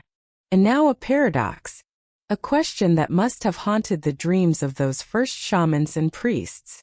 If the primordial chaos is a state of absolute nullity, of perfect inertia and non-existence, how did anything ever change? How did a universe of is ever erupt from an eternity of is not? To answer that, our ancestors imagined that the abyss, the great nothing, was also something else. A womb. A blind, purposeless, and monstrous mother. And from that womb the first things began to stir. We have stood upon the precipice of non-being. We have stared into the gaping, silent maw of the primordial chaos, a state so utterly devoid of form, time, and meaning that our very consciousness recoils from the contemplation. And it is from this precipice that we must now confront the ultimate paradox, the great central question that has haunted the dreams of every shaman, priest, and philosopher who dared to look back into the darkness before the dawn. If the primordial chaos is a state of absolute nullity, of perfect featureless inertia, a silent eternity of is not, then how did anything ever change? How did a universe of is erupt from this silent abyss? How can something be born from a true nothing? Across the ancient world, our ancestors arrived at a similar, deeply unsettling answer. An answer that speaks not of a gentle creation, but of a monstrous birth. They concluded that the abyss, the great nothing, was not merely empty. It was also a womb. But this was no loving, nurturing mother. This was a blind womb, a purposeless and monstrous womb that birthed existence by convulsion, by accident, by violent reaction. It is a mother who does not know her own children, and who would just as soon devour them as spawn them. Let us now embark upon our journey through the annals of myth. Let us listen to the whispers from these ancient worlds as they tell us of the first things to stir in the darkness, of the monstrous parentage of our reality, and of the gods and horrors that crawled from the womb of chaos. Our first stop must be in ancient Greece, for it was their word chaos that gave a name to the void. The poet Hesiod in his foundational epic, the Theogony, sets the stage with a line of terrifying simplicity. Verily at the first chaos came to be. He does not say chaos was created. He says it came to be. It is the first condition, the default state. He describes it as a yawning, a gaping chasm. It is not an active entity, not a monster to be fought. It is a fundamental emptiness, the space between what is not yet. From this gaping void, the first powers of the cosmos do not get created in a grand spectacle. They simply emerge. They precipitate from the nothingness, like dew forming on a spider's web in the pre-dawn gloom. First comes Gaia, the earth. She is broad-breasted, the ever-sure foundation of all. She is substance, a solid ground upon which a universe can be built. She is the first principle of order, of stability, emerging directly from the ultimate instability. Then from the same void comes Tartarus, the gloomy abyss deep within the bowels of Gaia. He is the great pit, the cosmic basement, a darkness even deeper than the one from which he came. He is the eternal prison, the place of punishment, born at the same moment as the foundation itself. And finally, Hesiod tells us that Eros, love, came to be. Not the playful cherub with the bow, but the primordial principle of desire, the driving force of procreation and attraction, the engine that will compel the rest of the universe to mingle, to create, to strive. Foundation, prison, and desire. These are the first children of the yawning void. But chaos is not done. From itself it also directly births Erebus, the profound and impenetrable darkness, and his sister Nyx, the night. And it is here that the nature of this chaotic womb becomes truly chilling. For Nyx, the night, without any partner, through her own dark and solitary power, gives birth to a host of dreadful concepts, a litany of suffering made manifest. Listen to the children of night alone. She bore Moros relentless doom. She bore Ker violent fate. She bore Thanatos the finality of death. She bore Hypnos the oblivion of sleep, and with him the tribe of the Oneiroi the unsettling dreams. She bore Momus the sting of blame. And she bore Oasis the crushing weight of misery. Do you see? The very building blocks of mortal suffering, doom, death, misery are the direct, unfathered grandchildren of the primordial chaos. The Greek mind understood with a poet's clarity that while chaos itself might be a neutral void, the first things to crawl out of the darkness it represents are the very architects of our fear. The womb was not empty. It was pregnant with our pain. Let us now journey eastward, from the clear philosophies of Greece to the fertile, blood-soaked crescent between the two rivers. Here in Mesopotamia, the Babylonians told a story of creation not as a quiet emergence, but as a violent, visceral, and terrifying family saga. Their grand epic, the Enuma Elish, begins with a vision that is at once similar and profoundly more monstrous. In the beginning there was no heaven, no earth, no gods. There was only a mingling of primordial waters. There was Apsu, the begetter, the embodiment of the freshwater abyss that lay beneath the world. And there was Tiamat, the mother of all, the embodiment of the chaotic, untamable salt water of the sea. Tiamat is perhaps our most vivid portrait of the primordial chaos personified as the monstrous feminine force. The texts describe her as Mumu Tiamat, Mother Tiamat, but also as a vast, coiling serpentine sea dragon. She is the abyss given monstrous form and a terrible fecund power. For untold ages there was only Apsu and Tiamat, their waters mingling in a state of silent, formless, chaotic potential.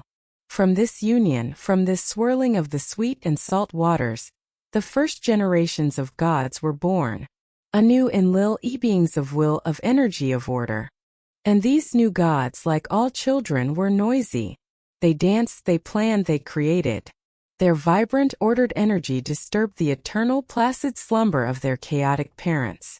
The epic tells us that they disturbed Tiamat's belly, and their clamor vexed their father Apsu. Unable to bear their noise, Apsu conspired with his vizier to murder his own children, to annihilate the principle of order so that he could return to the silent peace of non-existence. But the younger gods were cunning. The god Ea, master of magic and wisdom, learned of the plot. He cast a sleeping spell on Apsu and slew him, claiming his station as the lord of the freshwater abyss. The first victory for order was won through patricide.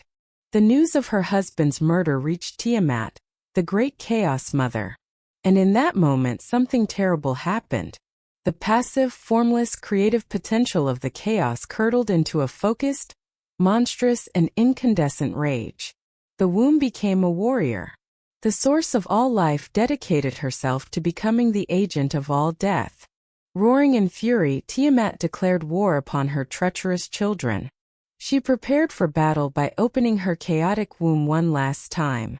But this time she did not birth gods of order. She spawned a legion of pure horror. The text lists them with dreadful specificity. She created vipers and raging dragons and monstrous sphinxes, whose members were clothed with terror. She brought forth mad dogs and scorpion men and fishmen and bullmen, bearing merciless weapons, fearless in battle. She created 11 monstrous generals to lead her army of chaos, and at their head, she placed her new consort, the god Kingu, bestowing upon him the Tablet of Destinies, giving him dominion over all reality. The gods of order were thrown into despair. None could stand against the fury of the Chaos Mother and her monstrous brood. In their desperation they turned to a young powerful champion, the glorious storm god Marduk. They promised him supreme kingship over all the gods if he could defeat Tiamat. The battle that followed was cosmic in scale. Marduk, armed with his mighty bow, his mace, and the 4 winds as his nets, rode his storm chariot to face his great-great-grandmother. Tiamat, seeing him, became like a madwoman, shrieking incantations. She opened her colossal mouth to consume him. In that moment Marduk unleashed his greatest weapon. He drove the 4 winds straight down her throat. The winds raged inside her, distending her vast body, filling her belly so that she could not close her mouth. She was immobilized, a helpless balloon of divine rage. Marduk then raised his bow, aimed an arrow, and shot her through the heart, splitting her in 2. The primordial chaos was slain. But what Marduk did next is the single most important and terrifying act in all of creation mythology. He did not obliterate her. He did not cast her body into the void. He began to create the world from her corpse. He stood upon her slain form and like a butcher dressing a carcass, he split her colossal draconic body in 2. From her upper half, he fashioned the great roof of the sky, positioning it to hold back her own chaotic waters. From her lower half, he fashioned the foundation of the earth. He set her head in place, and from her weeping eyes, he caused the great rivers Tigris and Euphrates to flow. Her spittle he transformed into the clouds and the mist. He used her monstrous body as the raw material for his new, ordered world. The horror of this vision is almost too profound to grasp. The Babylonian universe was not a pristine creation. It was a work of divine taxidermy. They lived, breathed, and built their civilization upon the dead body of the monster of chaos. Order was not a negation of chaos. It was a rearrangement of its corpse. The chaos was not banished. It was their sky, their earth, their rivers. They were living inside the very horror their champion had defeated. A constant, visceral reminder that the world was born from violence, and that its very substance was the flesh of a monster. Let us now travel south from the violent world of Babylon to the more ancient and mysterious lands that flank the Nile. The Egyptians, too, believed that the beginning was a watery chaos. But their vision was less of a raging salt sea dragon, and more of a silent, inert, and infinite abyss. They called this primordial state Nu. Nu was the boundless, motionless ocean of unfermented potential that existed before creation. It was not a god to be worshipped, but a condition. It was the non-existence that paradoxically contained the seed of all existence. And dwelling within this silent eternal gloom were the first entities, the Ogdoad. The Ogdoad were a group of 8 primordial deities, for male-female pairs, who were not so much gods as they were personifications of the very qualities of the chaos in which they dwelt. The males were depicted with the heads of frogs, the females with the heads of serpents, creatures of the dark and watery silt. There was He and his consort Ha-He, who represented endlessness, the sheer infinity of the abyss. There was Kek and his consort Kakit, who were the embodiment of the profound darkness itself. There was Tenem and his consort Tenemet, who were the principle of formlessness or aimlessness. And finally, there was Ammonius and his consort Amunet, who represented that which is hidden, the ultimate mystery of the void. For uncounted ages these 8 simply were. They swam in the inert waters of Nu, the perfect embodiment of a dark, formless, endless and hidden state. They did not create. They did not act. They were the chaos. Then, at a moment that cannot be measured by time, something changed. A Nu will emerge from within the chaos, but it was separate from it. A single mound of dry land, the first earth, known as the Benben, rose up from the silent waters of Nu. And standing upon this first mound was the true creator god, Atum, who would later be syncretized with the great sun god, Ra. Atum was different. He had consciousness. He had a plan. He was a being of pure focus will. Through an act of solitary creation, he brought forth the next generation of Godshu, the air and Tefnut, the moisture, and from them, the rest of the Egyptian pantheon would be born.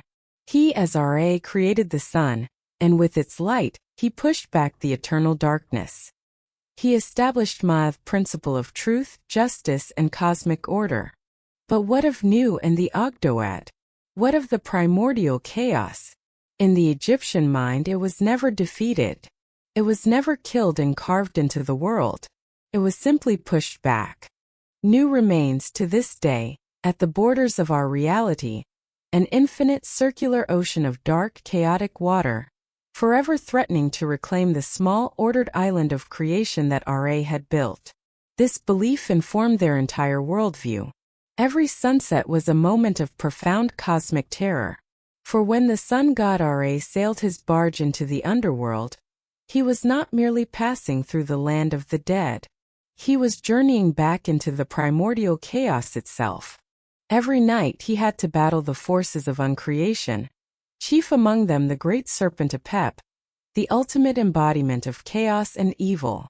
Apep's goal was simple: to swallow the sun barge and return the universe to the darkness of Nu.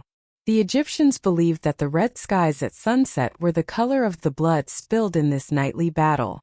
Every sunrise, therefore, was a hard-won victory. It was proof that Ra had once again defeated the serpent of chaos, that order had survived for one more day.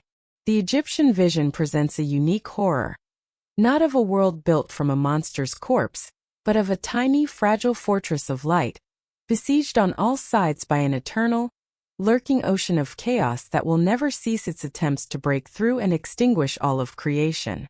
Our final journey takes us to the frozen, windswept lands of the Norse peoples.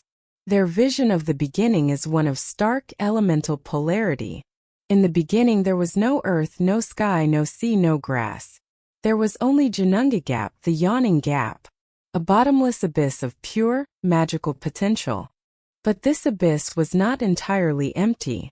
It was defined by what lay at its borders. To the north was the primordial realm of Niflheim, a place of endless ice, freezing fog, and biting winds. To the south was the primordial realm of Muspelheim, a place of eternal fire, molten rock, and searing embers, guarded by the great fire giant Surtur with his flaming sword.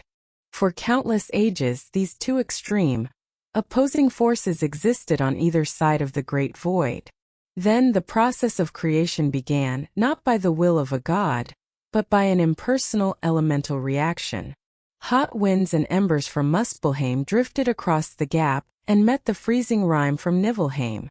The fire melted the ice, and the water began to drip. And in these chaotic elemental drippings life stirred. From the fusion of fire and ice, two beings were formed. The first was Ymir, a colossal frost giant, the first living being and the ancestor of the entire race of giants, the Jotnar. The second was Audhumla, a cosmic cow, whose 4 rivers of milk nourished the giant Ymir. Ymir was a being of pure, untamed chaos. He was not intentionally evil, but his nature was that of the wild, unpredictable, and destructive forces of nature. From the sweat of his armpits, the first male and female giants were born. These giants, his descendants, would become the eternal enemies of order. Order entered the story through the cow Audhumla. To nourish herself, she began to lick the salty ice blocks that had also formed in the gap. On the first day she uncovered a man's hair. On the second a man's head. And on the third day she licked free the complete form of Buri, the first of the Aesir gods. Buri's grandsons Odin, Vili, and Vel looked upon the chaotic giant Ymir and his destructive progeny, and knew that for a stable world to exist, the chaos must be dealt with. And so the 3 young gods rose up against the first living being, and in a great battle they slew him. His blood poured forth in such a torrent that it drowned all the other giants, save for one and his wife, who escaped to propagate their race. And here once more we see the terrible recurring pattern. Like Marduk with Tiamat, the gods of order used the colossal body of the slain chaos giant to construct the world. Ymir's blood became the vast oceans, the lakes, and the rivers. His flesh was ground up to become the land. His unbroken bones were piled up to become the mountains. His teeth and shattered bone fragments became the rocks and stones. And his enormous skull, they raised up to become the dome of the sky, stationing a dwarf at each of the 4 corners to hold it aloft. His brains they tossed into the air to become the clouds. And to protect their own future creation, mankind, from the remaining forces of chaos, they took Ymir's eyebrows and used them to build a great defensive wall around the most fertile part of the world. This fortress they named Midgard, the Middle Realm. From the void of Greece to the waters of Babylon and Egypt, to the elemental gap of the Norse, the message, when you listen closely, is chillingly, terrifyingly consistent. The gods of order, the beings we worship and look to for protection, are not the original creators. They are inheritors. They are conquerors. The universe did not begin with their word. It began with the formless, mindless, and often monstrous chaos. They are gods of order because they had to fight for that order. They had to slay their own parent, or battle their own ancestor, or push back the eternal darkness. Our world, our reality, is not a pristine original creation. It is a battlefield. It is a fortress. It is a prison. It is, in some cases, a tomb. It is a structure built from the very bones and flesh and blood of the primordial horror that it was designed to keep out. And in every one of these myths, there is a haunting, ever-present fear that the chaos was never truly destroyed, and that one day it will return to claim the world that was stolen from its womb. We have walked through the primeval landscapes of the human imagination.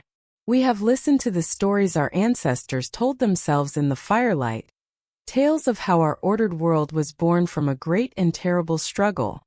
They gave us Marduk, the heroic son, slaying his monstrous mother Tiamat and building the heavens and the earth from her corpse.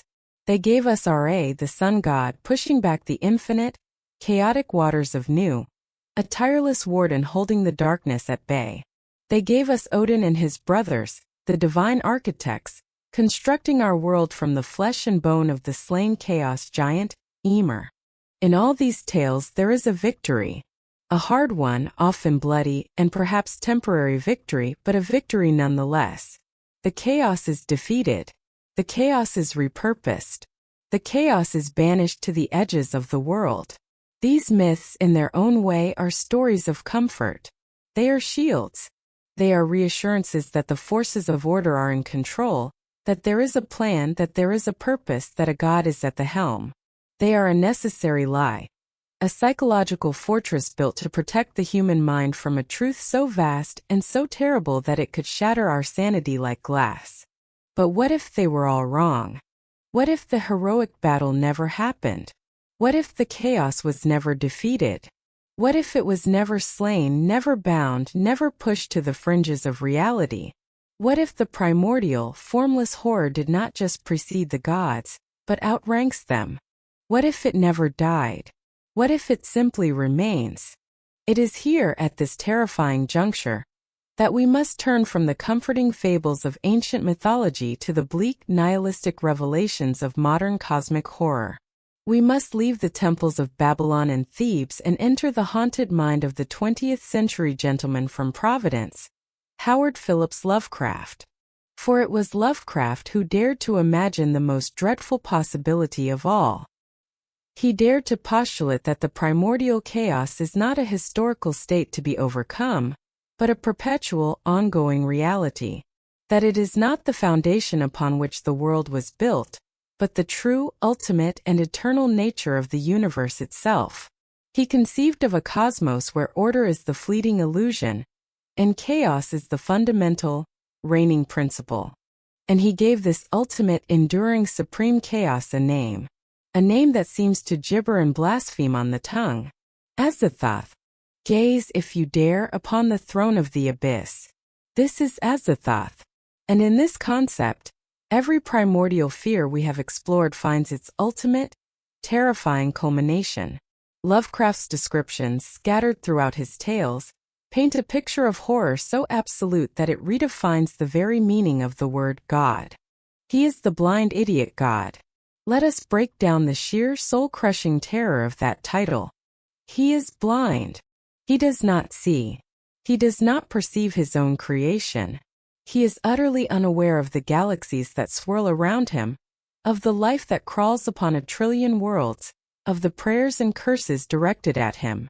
He is a God without omniscience, a creator without awareness. He is the ultimate indifferent force. And he is an idiot. He does not think. There is no divine plan. There is no cosmic will. There is no mind behind the mask.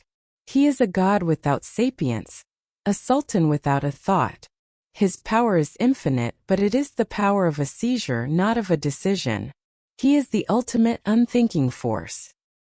He is the demon sultan, a title that evokes a sense of supreme, yet malevolent rulership. He sits at the center of all infinity, the ultimate monarch of the cosmos. But he is a monarch who rules not by decree, but by convulsion. His kingdom is not one of law, but of mindless, bubbling, blaspheming chaos. He is the nuclear chaos. This is not a poetic flourish. It is a description of his very nature. He is a being of pure, unrestrained thermonuclear fusion and fission, a self-sustaining explosion that is the engine of all creation and destruction. He is the raw, untamed power of the atom, not in a bomb, but on a scale that encompasses all of reality. Where is this dreadful monarch? Lovecraft is specific. He sits upon a black throne at the center of ultimate chaos, at the center of infinity, beyond the ordered space and time that we perceive. He is not in our universe is in him. And he is not alone. He is eternally attended by a host of lesser, servitor gods, beings of immense power themselves, yet their sole eternal purpose is to dance rhythmically around his throne, and to play a music that is the very antithesis of harmony. They play the thin, monotonous whine of blasphemous flutes, and beat the muffled, maddening beating of drums. Why do they play? Are they worshipping him? No. The dreadful implication, whispered in the darkest texts like the Necronomicon, is that they are not playing for him. They are playing to keep him calm. They are performing the ultimate lullaby. Their monotonous, maddening music is the only thing that keeps the blind idiot god asleep. And in that single terrible concept, the true horror of the Lovecraftian cosmos is revealed. The entire universe in this vision is nothing more than a dream. Every law of physics that holds our world together, from the gravitational pull of the sun to the strong nuclear force that binds the atoms of your own body, Every galaxy, every star, every planet, every mountain, every river. Every living thing from the microbe to the whale. Every thought you have ever had.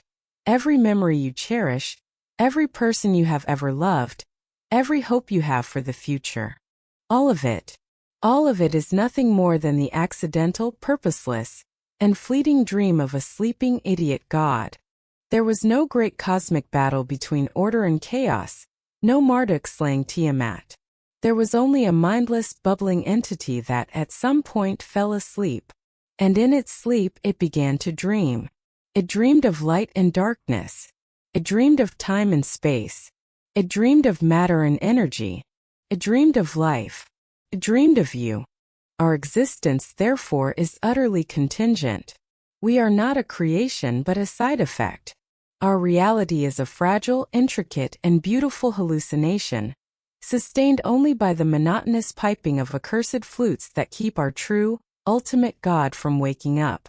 This is the final terrifying evolution of the concept of primordial chaos. The chaos of the ancients was a womb. It was a monstrous mother that birthed the gods of order, who then shaped and defeated her. There was a transition from chaos to order. The chaos of Azathoth is a mind, a sleeping, dreaming mind. And order is not a separate, victorious principle. Order is merely the content of the dream. We are not the opposite of chaos. We are a temporary, structured figment within the chaos. This reframes our entire understanding of reality and horror. The greatest threat to the universe is not an invading army of monsters. It is not the death of our sun. The ultimate, absolute, and final horror is the sound of an alarm clock. What would happen if the servitor gods were to stop playing their flutes? What if the maddening drums fell silent? Azathoth would awaken. And like any dreamer upon waking, the dream would simply vanish. It would not be destroyed in a fiery apocalypse. It would not be conquered. It would simply cease to be. The entire universe, with its billions of years of history and its countless galaxies, would blink out of existence in an instant, like a soap bubble popping, a forgotten thought in a mind that was never truly thinking in the first place.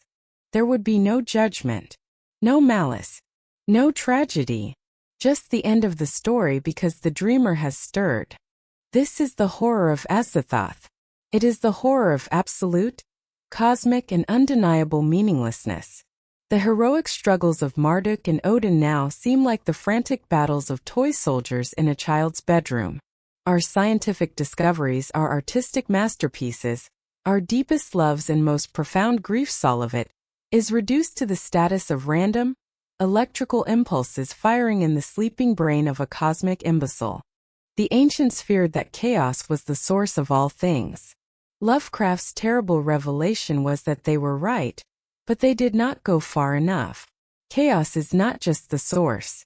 It is the source, the substance, the context, the ruler, and the ultimate, inevitable end.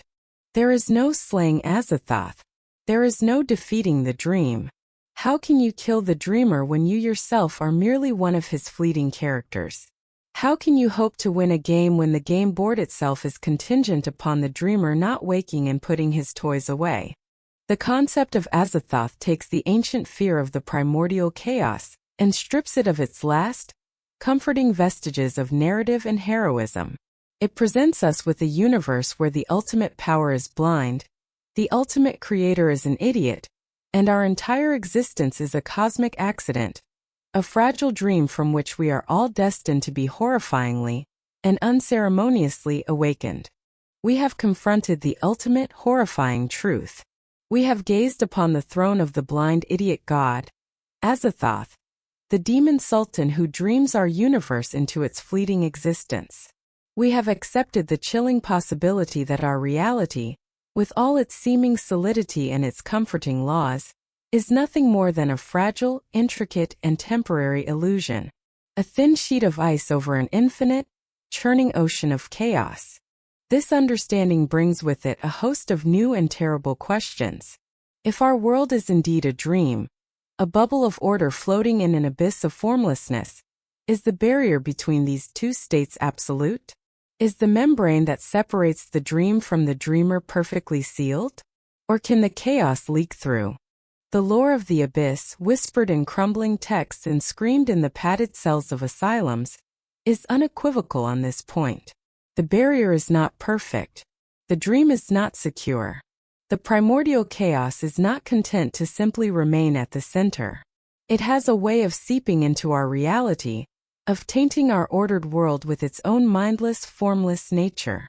This corruption, this seepage of the abyss into the dream, is the true source of all that we call supernatural, uncanny, and alien. It is not an invasion from another world. It is a contamination from the very substrate of our own. Tonight, we shall examine the symptoms of this cosmic disease. We shall explore the three primary ways that our world is afflicted by the taint of the abyss. The first and most visceral manifestation of this taint is biological. It is the spontaneous generation of life that is not born of our ordered, evolutionary path. When a raw, undiluted drop of the primordial chaos leaks through a weak point in reality, it can sometimes coalesce, taking on a semblance of physical form. The results are what the ancient cultists referred to as the formless spawn. Do not mistake these for mere monsters. A dragon or a griffin, for all its fantastic qualities, is still a creature of order. It has a defined anatomy, a head, limbs, a tail. It adheres to a certain biological logic, however strange. The formless spawn have no such logic. They are living, breathing paradoxes. They are pieces of the uncreated chaos, forced into a temporary, unstable state of creation. Imagine a being made of a substance that is constantly shifting. A protean mass of bubbling, iridescent protoplasm. It has no fixed shape, no permanent organs. In one moment it is a pillar of writhing tentacles. In the next, it is a flowing river of mouths and pseudopods. In the next, it is a heaving mound of 1,000 unblinking eyes. It is chaos trying to remember what life is supposed to look like, and failing spectacularly. These are the creatures described in the most blasphemous passages of the Necronomicon. Beings like the abominations of Yog-Sothoth, or the spawn of Shub-Niggurath. The black goat of the woods with 1,000 young, whose very title suggests a horrifying, chaotic fecundity. She is often called the mother of pus, the womb of abomination, an avatar of the abyss's creative aspect, mindlessly birthing horrors that defy all terrestrial biology. To encounter such a being is not like encountering a predator. A predator is a part of our ordered world. We can understand its motives. To gaze upon a formless spawn is to gaze upon a living piece of uncreation. It is a walking violation of the laws of nature. The human mind, which is hardwired to seek patterns, to recognize shapes, to categorize and understand, is utterly broken by the sight of a creature that has no consistent pattern, no permanent shape, no possible category. It is a living, slithering embodiment of the impossible, and its very presence is an argument that our reality is a lie. These beings are not necessarily malevolent. Malevolence requires intent, a mind. They are simply chaotic. They act according to their own alien, incomprehensible impulses. A formless spawn might ignore you, or it might absorb you into its bubbling mass, not out of hunger, but simply because that is what it does, just as water flows downhill. They are biological static, the universe's error messages given a ghastly, temporary life. They are the ultimate proof that the taint of the abyss can take root in the very flesh of our world. The second manifestation of the taint is not biological, but intellectual. It is the corruption of the very tool we use to understand our universe, knowledge itself. Specifically, the languages of mathematics and physics. We believe that science is a process of uncovering the solid, immutable laws that govern the cosmos. We map the stars, we split the atom, we write the equations that describe the dance of matter and energy. We see ourselves as champions of order, pushing back the darkness of ignorance with the pure light of reason. But what if, at the furthest, most theoretical edges of our knowledge, the laws we hold so dear begin to break down? What if, when you push your understanding far enough, you don't find a final, elegant theory of everything, but instead you find a gaping logical abyss? This is the central horror of what Lovecraft and his circle called non-Euclidean geometry. To the layman, this sounds like a dry academic concept. But in the context of cosmic horror, it is a key that unlocks the door to madness. For millennia, our understanding of space was governed by the simple, comforting axioms of the Greek mathematician Euclid. Parallel lines never meet. The angles of a triangle always add up to 180 degrees. These were not just mathematical rules. They were the bedrock of our perception of a sane, rational, predictable reality. But in the 19th century, mathematicians like Riemann and Lobachevsky began to wonder, what if those axioms weren't absolute truths? What if you could create perfectly consistent, logical geometries where parallel lines do meet? Where a triangle's angles could add up to more or less than 180 degrees. They created the mathematics of curved space, which Einstein would later use to describe the effects of gravity.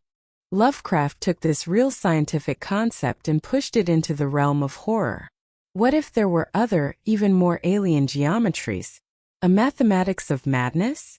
What if there were angles and curves that did not belong to our three-dimensional space, angles that could act as doorways, as windows into other hellish realities? This is the forbidden knowledge that haunts the halls of Miskatonic University. This is what the student Walter Gilman was studying in the Dreams in the Witch House. He wasn't just doing advanced calculus. He was trying to use a combination of modern quantum physics and ancient, alien mathematics to find the ultimate abyss of unholy dimensions. He learned of angles that could pierce space, and in doing so, he opened his mind in his bedroom to the taint of the abyss. To learn this forbidden geometry is to begin to perceive the world not as it seems, but as it truly is, a writhing, chaotic, and fundamentally insane illusion. It suggests that the laws of physics as we know them are not universal constants. They are merely the local bylaws of our particular corner of the dream. The true cosmic law is the lawlessness of chaos, and there is a mathematics that can describe it. The books that contain this knowledge, the Necronomicon, the Book of Ibon, the Unosprechlichen Kulten, are therefore not mere collections of spells to summon demons. That is a childish simplification. They are textbooks. They are primers in a higher, more terrible physics. They are scientific journals from a reality where science has discovered that the universe is mad. They teach you how to see the unseen angles, how to perceive the extra dimensions, how to manipulate the flimsy fabric of the dream. And the price of this knowledge is the absolute and irrevocable destruction of your own mind. It is the taint of the abyss, weaponized as information. This brings us to the third, most intimate, and perhaps most tragic manifestation of the taint. It is the corruption of the human mind itself. It is the phenomenon we call madness. In our modern ordered world, we have tried to categorize and medicalize madness. We see it as a chemical imbalance, a trauma response, a treatable illness of the brain. And in many cases, this is a compassionate and useful model. But in the worldview of cosmic horror, true, profound madness is something far more terrible. It is not a sickness of the mind. It is a philosophical awakening. The sane mind is a mind that is well adjusted to the dream. It accepts the local rules of our reality. It believes in cause and effect, in the solidity of matter, in the purpose and meaning we have constructed for ourselves. Sanity, in this sense, is a form of consensual collective delusion, a necessary one that allows us to function. Madness is what happens when that delusion is shattered. It is the state of a mind that has, through accident or forbidden study, glimpsed the true underlying reality of the primordial chaos. The madman who stands on the street corner, raving about the angles being wrong, or the colors from space, is not necessarily hallucinating. He may be the only one who is finally seeing the world clearly. His mind has been deordered. The comforting filters of sanity have been stripped away. He can no longer perceive the world as a stable, meaningful place. Instead, he sees it for what it is. a chaotic, swirling, meaningless illusion, a thin veneer over a shrieking abyss. The gibbering of the mad is an attempt by a human tongue to speak the language of chaos. The erratic behavior, the paranoia, the terror, it is the only logical response to the realization that nothing is real, nothing is safe, and that a blind idiot God is dreaming you. Consider the fate of the artist Pickman in Pickman's model, who could paint ghouls with such terrifying realism because he was painting them from life. His madness was simply an expanded perception. Consider the end of the narrator in The Call of Cthulhu, who, after piecing together the dreadful truth, knows that his newfound knowledge has condemned him, writing, "I have looked upon all that the universe has to hold of horror, and even the skies of spring and the flowers of summer must ever afterward be poison to me. This is not an illness, it is a terminal case of the truth." Madness, in this terrifying context, is a contagion from the abyss. It is the primordial chaos reclaiming a piece of consciousness, dissolving its structured sanity and returning it to the formless, shrieking state of the ultimate void. The mind of the madman has been fundamentally retuned. It no longer resonates with the frequency of the dream. It now resonates with the static of the dreamer. The taint of the abyss, therefore, is not some distant, abstract threat. It is here among us. It manifests as impossible life that mocks our biology, as forbidden knowledge that undermines our physics, and as a terrifying clarity called madness that shatters our minds. It is the constant, creeping reminder that the dream of our reality is thin, and the dreamer is beginning to stir. We have reached the end of our journey backwards through time, and into the very heart of non-being. We began by unlearning, by stripping the word chaos of its trivial, modern meaning and restoring its original terrifying power. We came to understand it not as a mess, but as a nullified, formless, timeless, featureless state that existed before the first God ever drew breath. We then ventured into the firelight of our ancestors, listening to their grand epic myths. We saw the primordial chaos as a monstrous cosmic womb. We witnessed the birth of the gods from the yawning void of the Greeks. We stood in awe and horror as Marduk of Babylon built our world from the bloody corpse of his mother, the chaos dragon Tiamat. We felt the ever-present dread of the Egyptians, whose tiny fortress of light was eternally besieged by the dark, chaotic waters of Nu. And we learned from the Norse that our own world, Midgard, was a bastion constructed from the flesh and bone of the slain chaos giant, Ymir. In these tales we found a recurring desperate theme. That order is a fortress built from the very monster it was designed to keep out. From there we took the final terrifying leap into the modern abyss. We confronted the Lovecraftian vision of Azathoth, the blind idiot god, and with it the most devastating of all possibilities, that the chaos was never defeated, that it remains not as a memory, but as the supreme, central and mindless power of the cosmos, dreaming our entire reality into a fleeting, accidental existence. And finally, we examined the symptoms of living within that fragile dream. We saw how the taint of the abyss seeps through the cracks in reality, manifesting as the biological horror of the formless spawn, the intellectual poison of forbidden geometries, and the psychological decay of a clarity we call madness. We have gathered the fragments. We have stared into the void. And now we are left to assemble these pieces into a final coherent mosaic of horror.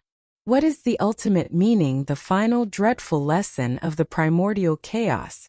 It is the lesson of context. For all our history, humanity has suffered from a delusion of centrality. We believed the sun revolved around our world. We believed the universe was made for our benefit. We believed that we were the protagonists of the cosmic story. Every myth we have told, even the terrifying ones we have discussed tonight, places humanity and its gods at the center of the narrative. The battle between order and chaos was the battle for our world, for our reality. The true horror of the primordial chaos is that it utterly annihilates this delusion. It provides the ultimate devastating context for our existence. It informs us, in no uncertain terms, that we are not the protagonists. We are not even a side story.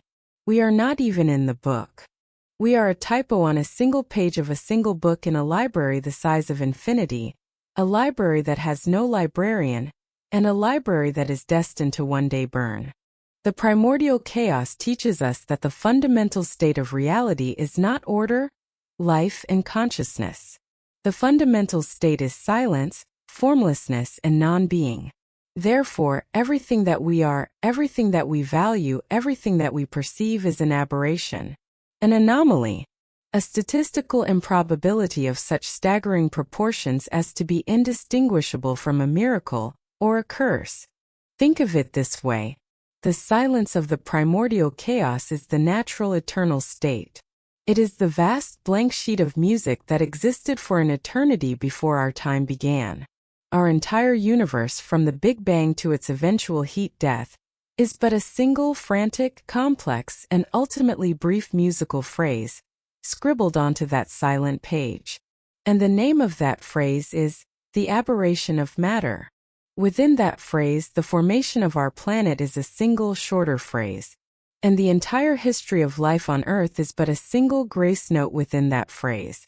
And the whole of human civilization, with all its triumphs and tragedies, it is a grace note so brief, so quiet, that from the perspective of the silence that came before and the silence that will come after, it is utterly, completely inaudible. This is not a malevolent truth. It is simply a statement of scale. The horror of the primordial chaos is not an active, hateful thing. It has no face to glare at you, no voice to curse you, no claws to rend you. Its horror is precisely the opposite. Its horror is its absolute, total, and perfect indifference. It does not hate you. It does not know you. You exist in a way that is so fundamentally different from its own non-existence that you are, to it, less than a dream. You are the echo of a whisper of a dream that it is not having. We have arrived at the title of our final meditation, the silence before the scream. The primordial chaos is the silence. It is the silent, eternal, featureless void that came before all things. It is the perfect equilibrium of non-being. Our universe is the scream. The Big Bang was not a whisper. It was a shriek of matter and energy, a violent, chaotic rupture in the fabric of that silence. And for the last 13.8 billion years, that scream has been echoing, expanding, and slowly fading. All of existence, the burning of stars, the collision of galaxies, the formation of planets, the evolution of leaf-eyes, the frantic, complex reverberation of that initial, inexplicable scream. We live in the middle of the echo. We are beings born of the scream. Our consciousness, our senses, our very biology are tuned to the frequencies of the scream. We call it order, life, reality. We are so immersed in the sound that we have forgotten the silence from which it came. But the scream is temporary. All echoes fade. The laws of thermodynamics are a death sentence for the universe. The stars will burn out. The galaxies will drift apart. The last black holes will evaporate in a final pathetic fizz of Hawking radiation. And then the echo will be over. And all that will be left is the silence that was always there, waiting patiently for the brief, noisy interruption to end. This is the ultimate context of our lives. We are the children of a temporary cosmic tantrum. We exist in a fleeting moment of disequilibrium. We are the foam on a wave that is destined to crash back into the motionless ocean. And what does this mean for us here and now in our tiny fleeting lives? It means that all the things we fight for, all the things we build, all the things we believe in have no inherent cosmic meaning. They are sandcastles built against the coming of an eternal, indifferent tide. But perhaps that is not a cause for despair. Perhaps it is a cause for a strange and terrible kind of freedom. If there is no cosmic plan, no divine judge, no ultimate purpose written in the stars, then the only meaning that exists is the meaning we create. The only warmth that exists is the warmth we share with each other. The only light that exists is the light we kindle against the encroaching, infinite dark.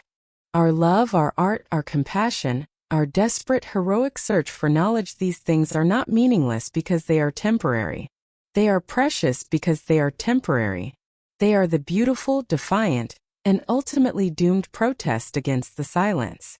We are the scream that has, for a moment, become self-aware. We are the echo that has learned to sing its own song, however briefly. And this, perhaps, is the final humanistic twist on the horror of the primordial chaos. The universe does not care about us. The abyss is indifferent. But we care. We care about each other. We care about our world. We build our fragile fortresses of meaning and love, not because we believe they will last forever, but because they are all we have.